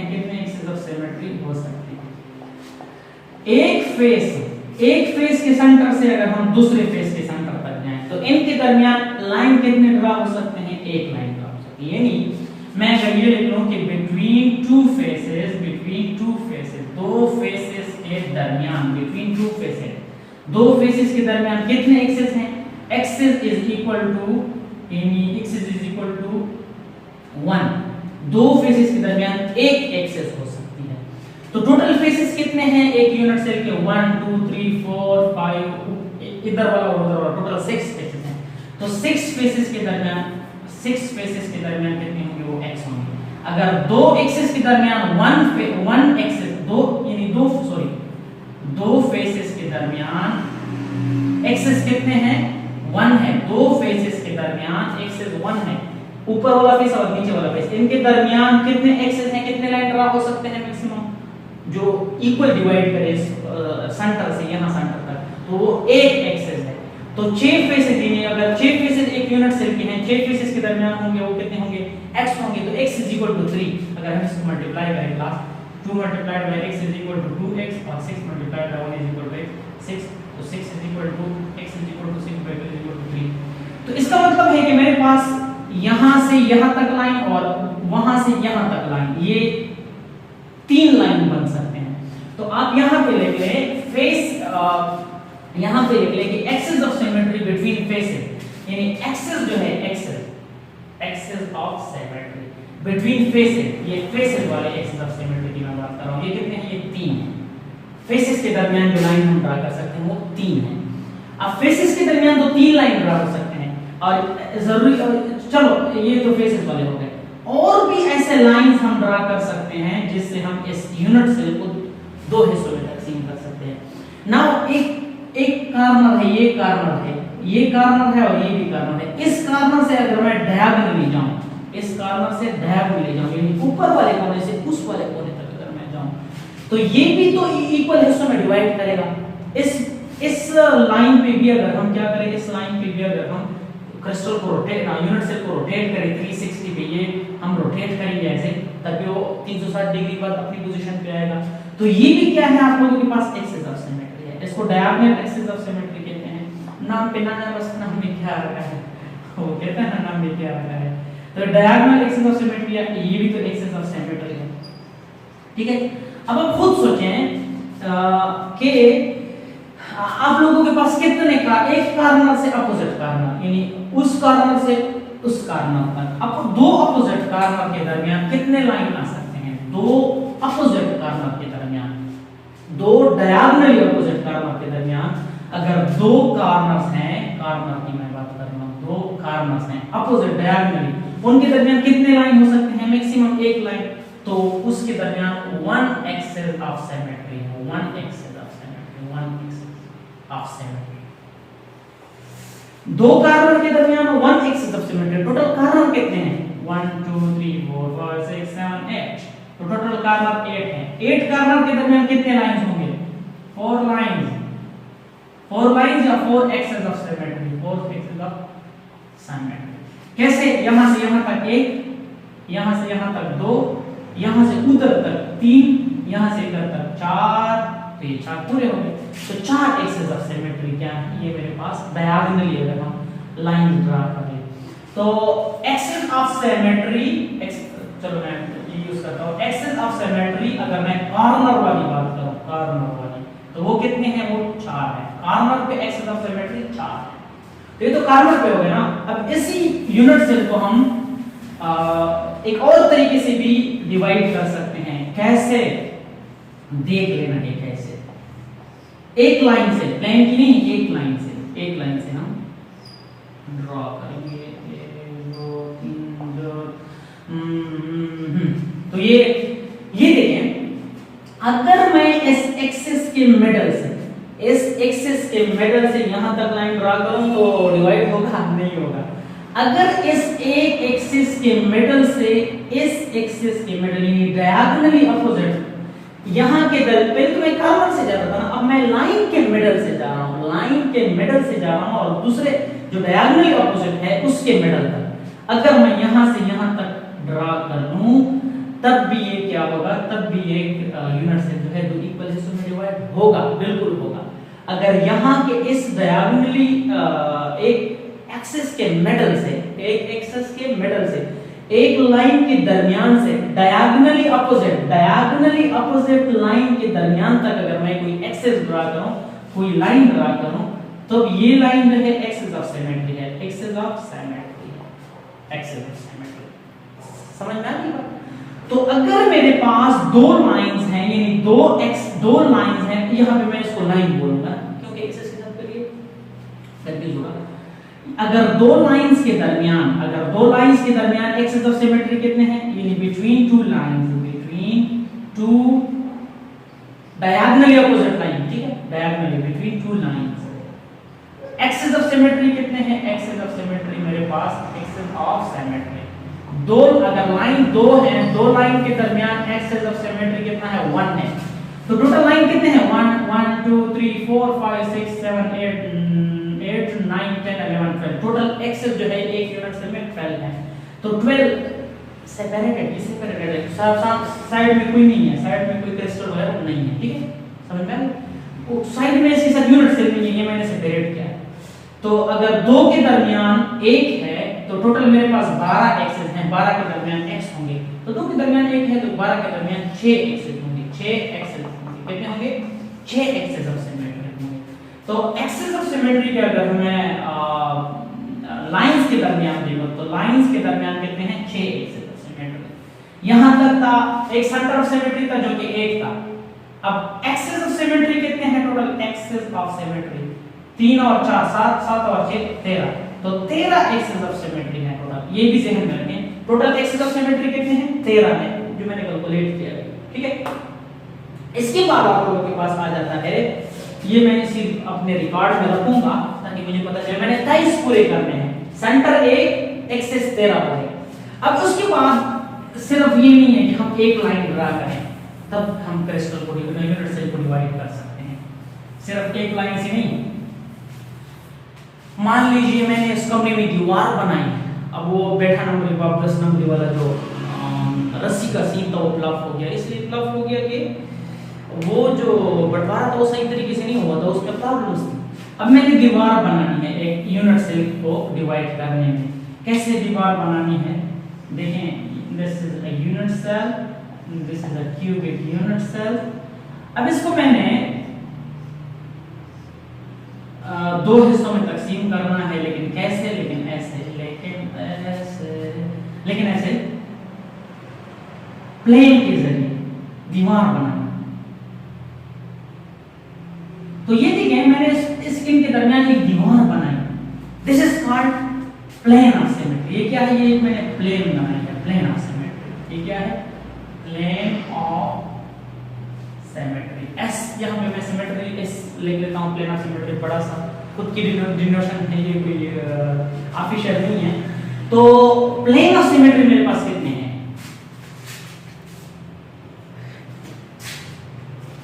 अब देखिए प्लेन ऑफ सिमेट्री आपके पास कितने हैं, ये देखते हैं हम प्लेन ऑफ सिमेट्री कितने हैं मेरे पास। तो अगर एक फेस है और ये दूसरा फेस है, इनके दरमियान अगर हम दीवार बनाना चाहते हैं तो कितने प्लेन आ सकते हैं, एक प्लेन आ सकता है, यानी ये फेस है ऊपर से और ये फेस है नीचे से, इनके दरमियान एक ही दीवार बनाया जा सकता है, ऐसा दीवार जो कि इस क्रिस्टल यूनिट सेल को दो हिस्सों में तकसीम करे। तो बिटवीन टू फेसेस, दो फेसेस के दरमियान, यानी टू फेसेस, आपके पास प्लेन्स कितने हैं, प्लेन्स आर इक्वल टू 1। दो फेसेस के दरमियान प्लेन कितने हैं, 1 है। तो यूनिट सेल में कितने फेसेस हैं? 6 फेसेस के दरमियान प्लेन्स कितने होंगे? x। So x is equal to 3 find करिए उसी तरीके से 2 multiplied by x cross multiplication. चलो कर लेता हूं। So 2 multiplied by x is equal to 2, x is equal to 6 multiplied by 1 is equal to 6। तो ठीक है, तो x इज इक्वल टू 6/2 और 6/2 इज इक्वल टू 3। तो आपके पास फेसेस की अगर हम बात करें तो ये तो इसका तो और हो गया plane of symmetry, plane of symmetry, plane of symmetry, plane of symmetry. अगर हम फेसेस की बात करें, इस चीज की फेसेस की बात, तो फेसेस के दरमियान 3 प्लेन आ सकते हैं, 3 प्लेन ऑफ सिमेट्री। फेसेस के दरमियान कितने planes of symmetry? 3 planes of symmetry आ सकते हैं। तो फेसेस के दरमियान ही प्लेन आएंगे और नहीं आ सकते? आ सकते हैं। कैसे आ सकते हैं? आप देखें, ये प्लेन मैं बिठा देता हूं, ये दीवार पे इसमें मजा नहीं दिया हमें कुछ यूनिक चाहिए, हमें कुछ यूनिक चाहिए। कैसे यूनिक चाहिए अब मैं बताता हूं। ये दीवार हमें ऐसे बनानी है, अगर हम ऐसे करें कि ये जो एक्सिस है, ये जो एक्सिस है, ये ना एक्सिस, इसको कहते हैं एक्सिस, लाइन है, लाइन ये वाला और ये वाला लाइन है, ये डायगोनली ऑपोजिट है ना, ये डायगोनली ऑपोजिट है। इनके दरमियान अगर हम दीवार बनाएं यानी प्लेन बनाएं, इनके दरमियान हमें कैसा प्लेन बनाना है, ठीक है? प्लेन जहाज वाला प्लेन नहीं, ये दीवार है। तो इनके दरमियान अगर हम प्लेन बनाएं तो ये कितने, तो ये प्लेन तो इस यूनिट सेल को डिवाइड करेगा, तो इक्वल हिस्से में बिल्कुल नजर आ रहा है साफ, ऊपर वाला हिस्सा और नीचे वाला हिस्सा। ये ऐसे है कि मैं भी दीवार इस कमरे से ऐसे बनाऊं, उस डायगोनली ऑपोजिट वहां के कॉर्नर से उधर बनाऊं, तो ये डायगोनली ऑपोजिट। तो ये आप लोगों के पास ये भी एक प्लेन ऑफ सिमेट्री है, ये भी प्लेन ऑफ सिमेट्री है। अब टोटल कितने बन सकते हैं? यहां से यहां तक, यहां से यहां तक, यहां से यहां तक, ऐसे तो कितने बन सकते हैं हम देखते हैं। इसमें मैं डाल देता हूं। अच्छा, अगर मैं ये लिख लूं कि बिटवीन टू लाइंस, ये लाइन और ये लाइन, इनके दरमियान कितने प्लेन ऑफ सिमेट्री हैं? ये बिटवीन टू लाइंस, ये बिटवीन टू एक्सिस या लाइन, दो एक्सिस या दो लाइन के दरमियान, यानी 2 लाइंस अगर मेरे पास हैं तो उसके दरमियान जो प्लेन ऑफ सिमेट्री है, प्लेन कितने हैं? Plane is equal to 1। Between 2 lines plane is equal to 1। अब एक यूनिट सेल में कितने एक्सिस हैं? 1 2 3 4 5 6 7 8 9 10 11 12, टोटल 12 एक्सिस है। ये सेपरेट है, ठीक है? ये मैंने यूनिट सेल को क्रिस्टल से सेपरेट किया रखा है। तो 12 एक्सिस के दरमियान कितने प्लेन्स होंगे? x प्लेन होंगे। अगर 2 के दरमियान 1 है तो 12 के दरमियान कितने होंगे? 6 प्लेन्स होंगे, 6 प्लेन्स ऑफ सिमेट्री होंगे, 6 प्लेन्स ऑफ सिमेट्री। तो मींस के यहां पे प्लेन ऑफ सिमेट्री फेसेस में तो 3 थे ना, अब आप लोगों के पास डायगोनल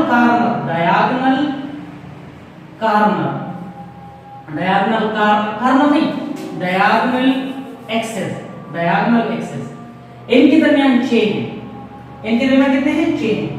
तो प्लेन ऑफ सिमेट्री के टोटल कितने हैं? एक तो फेसेस वाले थे 3 और एक ये जो डायगोनली है ये कितने हैं? ये 6 हैं। तो 6 और 3 इज इक्वल टू टोटल 9 है। प्लेन ऑफ सिमेट्री याद रखिए, टोटल प्लेन ऑफ सिमेट्री कितने हैं? प्लेन ऑफ सिमेट्री कितने हैं? प्लेन ऑफ सिमेट्री टोटल कितने हैं? 6 और 3 9। एक्सेस ऑफ सिमेट्री कितने थे? 13। ये एमसीक्यूज हैं, सारे एमसीक्यूज हैं कि मैं समझा रहा हूं कि किस तरह कैलकुलेट करने हैं।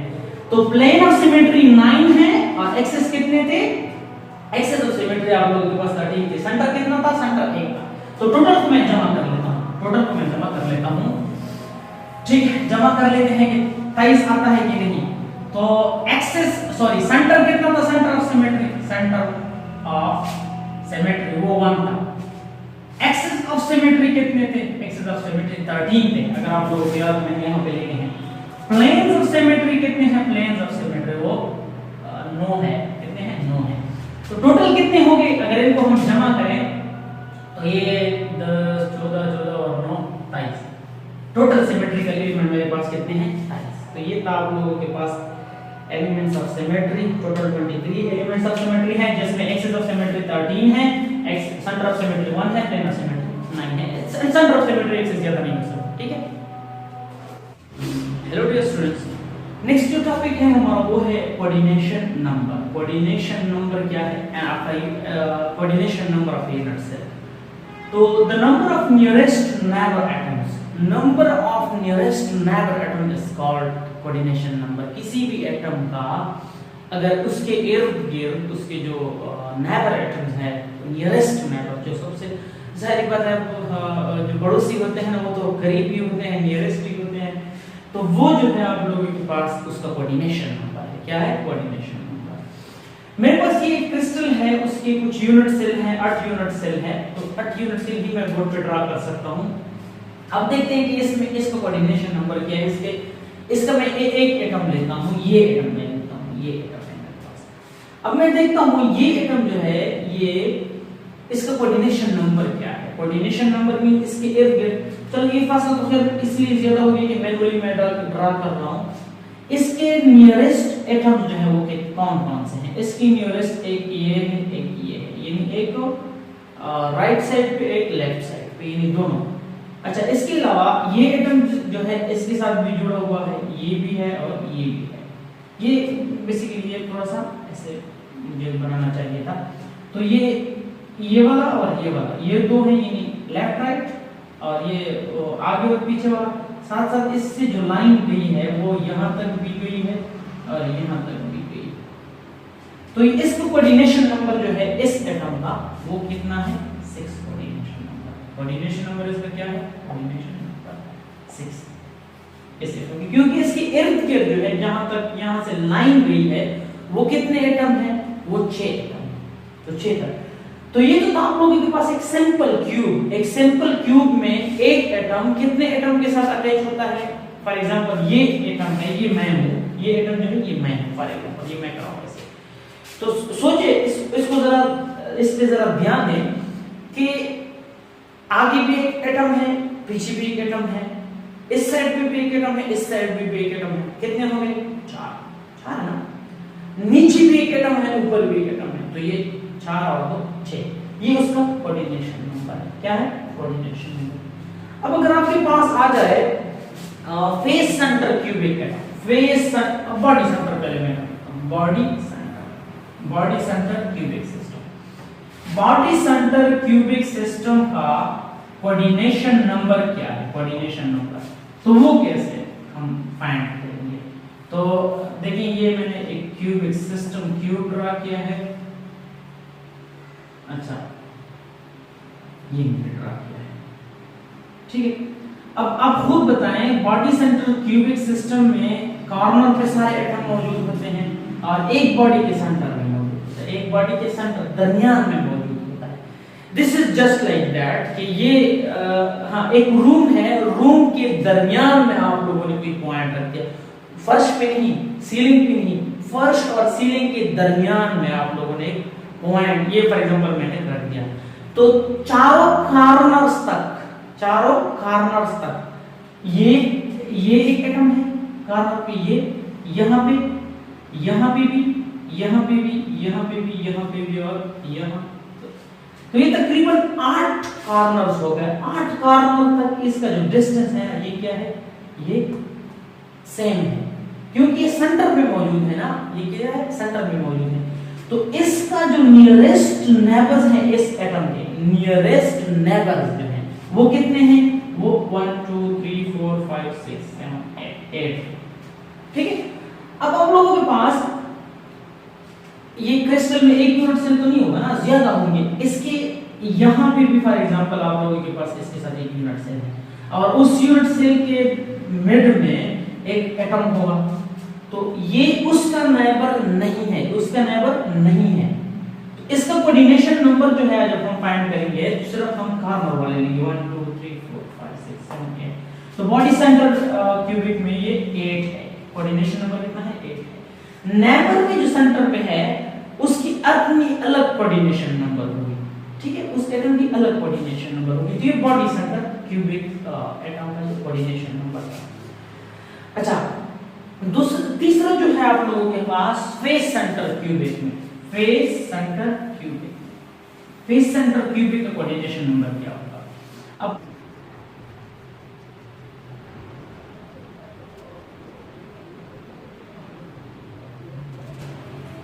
अच्छा, मैंने ये body centre face centre cubic system, FCC ये ड्रा करने की कोशिश कर रहा हूं मैं। तो कॉर्नर में तो सारे पॉइंट्स होंगे, नहीं कॉर्नर में पॉइंट्स होंगे, बिल्कुल होंगे। अब फेस सेंटर क्यूबिक, हर फेस के सेंटर में भी एक पॉइंट है, इसके सेंटर में भी एक पॉइंट है, ऊपर वाले के सेंटर में भी एक पॉइंट है, नीचे वाले के सेंटर में भी एक पॉइंट है, इससे जो उस साइड पे है, उस साइड पे उस पे भी एक पॉइंट है और इस साइड वाले पे भी एक पॉइंट है। तो ये मेरे पास 6 फेसेस पे 6 पॉइंट आ गए। अब मैंने कोऑर्डिनेशन नंबर देखना है किस चीज का, इसका। अब आप लोगों को पता है कि इस फेस के साथ, इसके साथ क्या है, इसके साथ इधर एक और लाइन लगा हुआ है, एक और ऐसे एक फेस होगा, एक और ऐसे एक फेस होगा, ठीक है। और साथ साथ इधर भी एक फेस होगा, यानी यहां से भी एक फेस होगा। दिस इज जस्ट, इसको मैं आप लोगों को 2 डायमेंशंस पहले यहां पे समझा देता हूं। यहां पे फॉर एग्जांपल मेरे पास ये 2 यूनिट्स है, 2 यूनिट्स है और इसके कॉर्नर में पॉइंट्स है ही, कॉर्नर में पॉइंट्स है, ठीक है।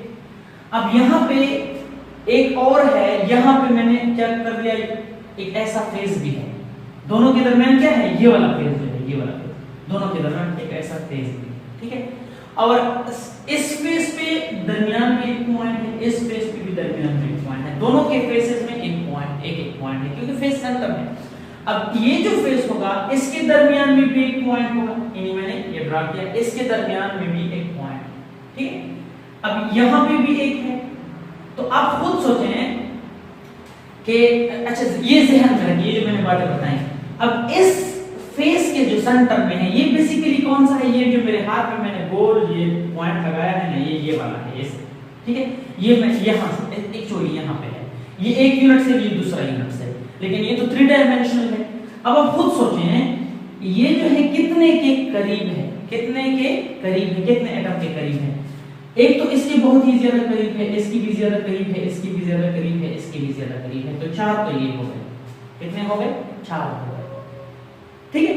फिर उसके बाद ये वाला जो पॉइंट है, ये और कितने के करीब है, देखें इसकी भी ये करीब है, जो उस साइड पे फेस में सेंटर में है, इसकी भी करीब है।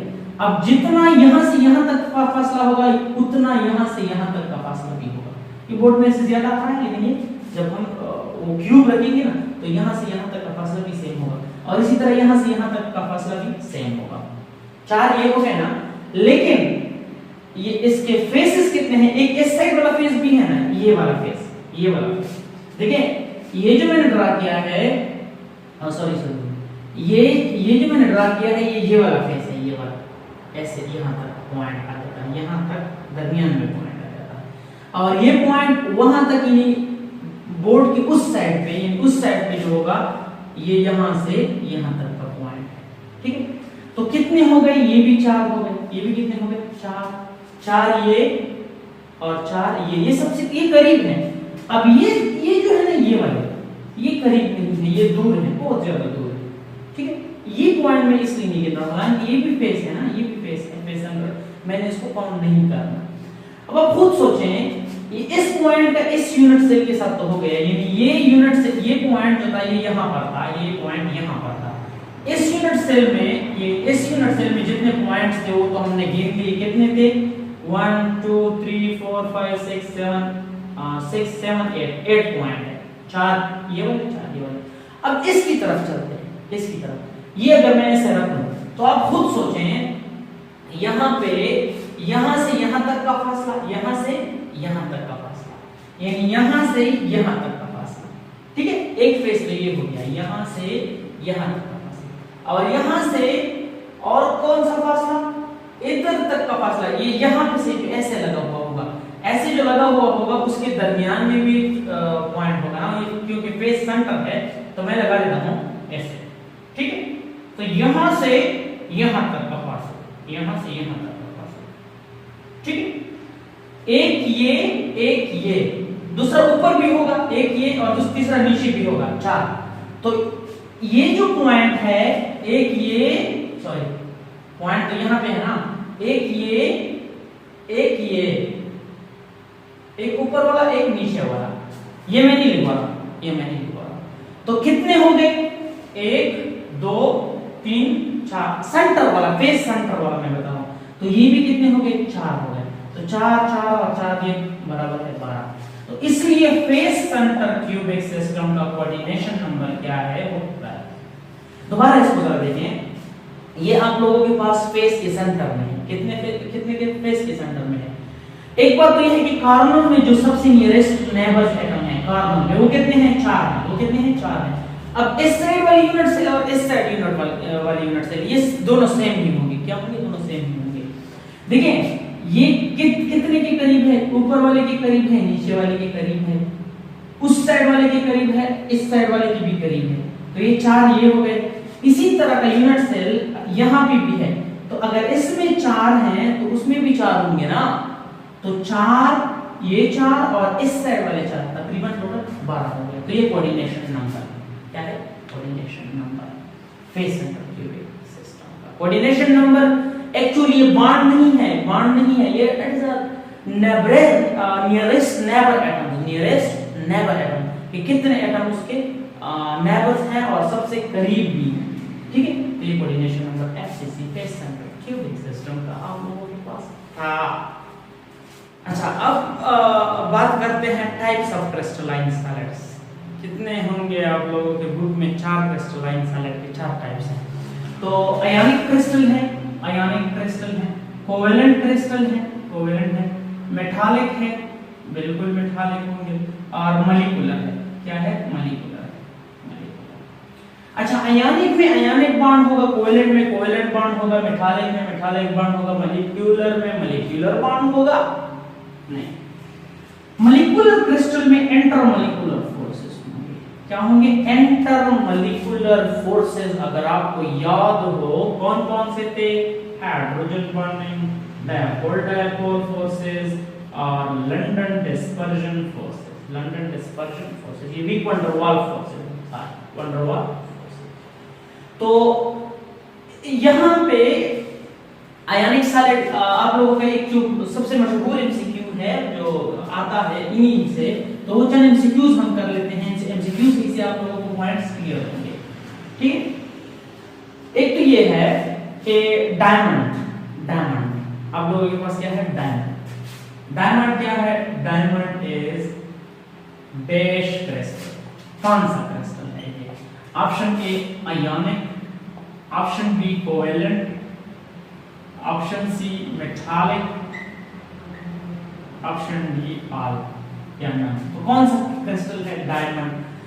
बेटा डायमंड में कार्बन के साथ कार्बन 4 कार्बन अटैच है, और कार्बन जब कार्बन के साथ बॉन्ड बनाता है तो कोवेलेंट होता है। तो ये कोवेलेंट क्रिस्टल। कौन सा क्रिस्टल है? कोवेलेंट। अब वो देते हैं कि डायमंड में तो आप लोगों के पास कोवेलेंट बॉन्ड है। ग्रेफाइट में क्या है? Is graphite crystalline solid? Graphite क्या है? क्रिस्टलाइन है। Yes, it is crystalline, it is crystalline, crystalline. पहले इसमें मैंने बता दिया दोनों क्रिस्टलाइन फॉर्म में है, डायमंड में भी और ये, लेकिन ये तो इसमें फर्क क्या है? ये आप लोगों के पास 4 कार्बन के साथ अटैच है, और ये जो है आप लोगों के पास हेक्सागोनल स्ट्रक्चर बनाता है। क्या बनाता है? हेक्सागोनल। एक कार्बन एक टाइम पे 3 कार्बन के साथ, 3 कार्बन के साथ, और ये 4 कार्बन के साथ अटैच होता है एक कार्बन। इसलिए ये गुड कंडक्टर है। ये क्या है? कंडक्टर है। कंडक्टर मींस इसमें करंट पास हो सकती है ड्यू टू फ्री इलेक्ट्रॉन, और ये बैड कंडक्टर है। ये क्या है? ये बैड कंडक्टर। इसके अलावा एक और बात यहाँ पे कि NaCl का जो NaCl, हाँ बिल्कुल, ये बहुत ही मशहूर एमसीक्यू है। अक्सर केसेस में आता है कि NaCl जो है ये कौन सी डायमेंशंस है इसकी यूनिट से? यानी क्वेश्चन है NaCl has dash dimension of unit cell, dash dimensions of unit cell, unit cell कौन सी है? तो बेटा ये ध्यान में रखें कि NaCl का फेस सेंटर क्यूबिक सिस्टम है, फेस सेंटर क्यूबिक सिस्टम। ये ध्यान में रखें, क्यूबिक सिस्टम डायरेक्ट सिंपल नहीं है, फेस सेंटर क्यूबिक सिस्टम। अगर ऑप्शन में फेस सेंटर क्यूबिक सिस्टम नहीं है और क्यूबिक सिस्टम है, तो क्यूब फेस सेंटर क्यूबिक भी तो क्यूबिक है ना। ठीक है, तो ये आप लोगों के पास क्या है? Face centre cubic system. दूसरी जो मशहूर एमसीक्यू है आइस। क्या है? आइस। आइस आप लोगों के पास क्रिस्टलाइन है या एमार्फस है? तो आइस आप लोगों के पास क्या है? क्रिस्टलाइन। अच्छा, इसके अलावा आइस जो है क्रिस्टलाइन है। अगर क्रिस्टलाइन है तो किस टाइप की क्रिस्टलाइन सॉलिड है? ये आप लोगों के पास molecular solid. Ice crystalline solid है, मॉलिक्यूलर सॉलिड है। क्यों? देखिए H2O मॉलिक्यूल मॉलिक्यूल जो है H2O molecules regular hexagonal structure ice के केस में इसी तरह अडॉप्ट कर लेते हैं। तो ये आप लोगों के पास है क्या बेसिकली मॉलिक्यूलर सॉलिड। मैंने अभी आप लोगों को बताया कि मॉलिक्यूलर सॉलिड में कौन सा बॉन्ड होता है, इंटर मॉलिक्यूलर फोर्सेस होते हैं। कौन से फोर्सेस? इंटर मॉलिक्यूलर फोर्सेस होते हैं। तो इसी तरह आप लोगों के पास ये जो वाटर है ये अगर एमसीक्यू में आ जाए कि आइस की कौन सी सॉलिड है, एमार्फस बिल्कुल भी नहीं है, ये क्रिस्टलाइन है। नंजाई मारना रे बुल्लर पे यूरो।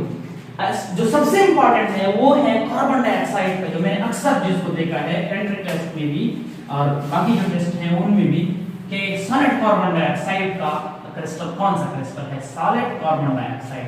कार्बन डाइऑक्साइड गैसीय है ना, नॉन पोलर है, लेकिन जब ये सॉलिड फॉर्म में बन जाता है ना, सॉलिड आ जाता है सॉलिड फॉर्म में, तो ये इनके मॉलिक्यूल्स आपस में करीब आ जाते हैं मॉलिक्यूल्स। तो ये एक मॉलिक्यूल ये दूसरा मॉलिक्यूल, इनके दरमियान जो फोर्स डेवलप होती है वो क्या होगी?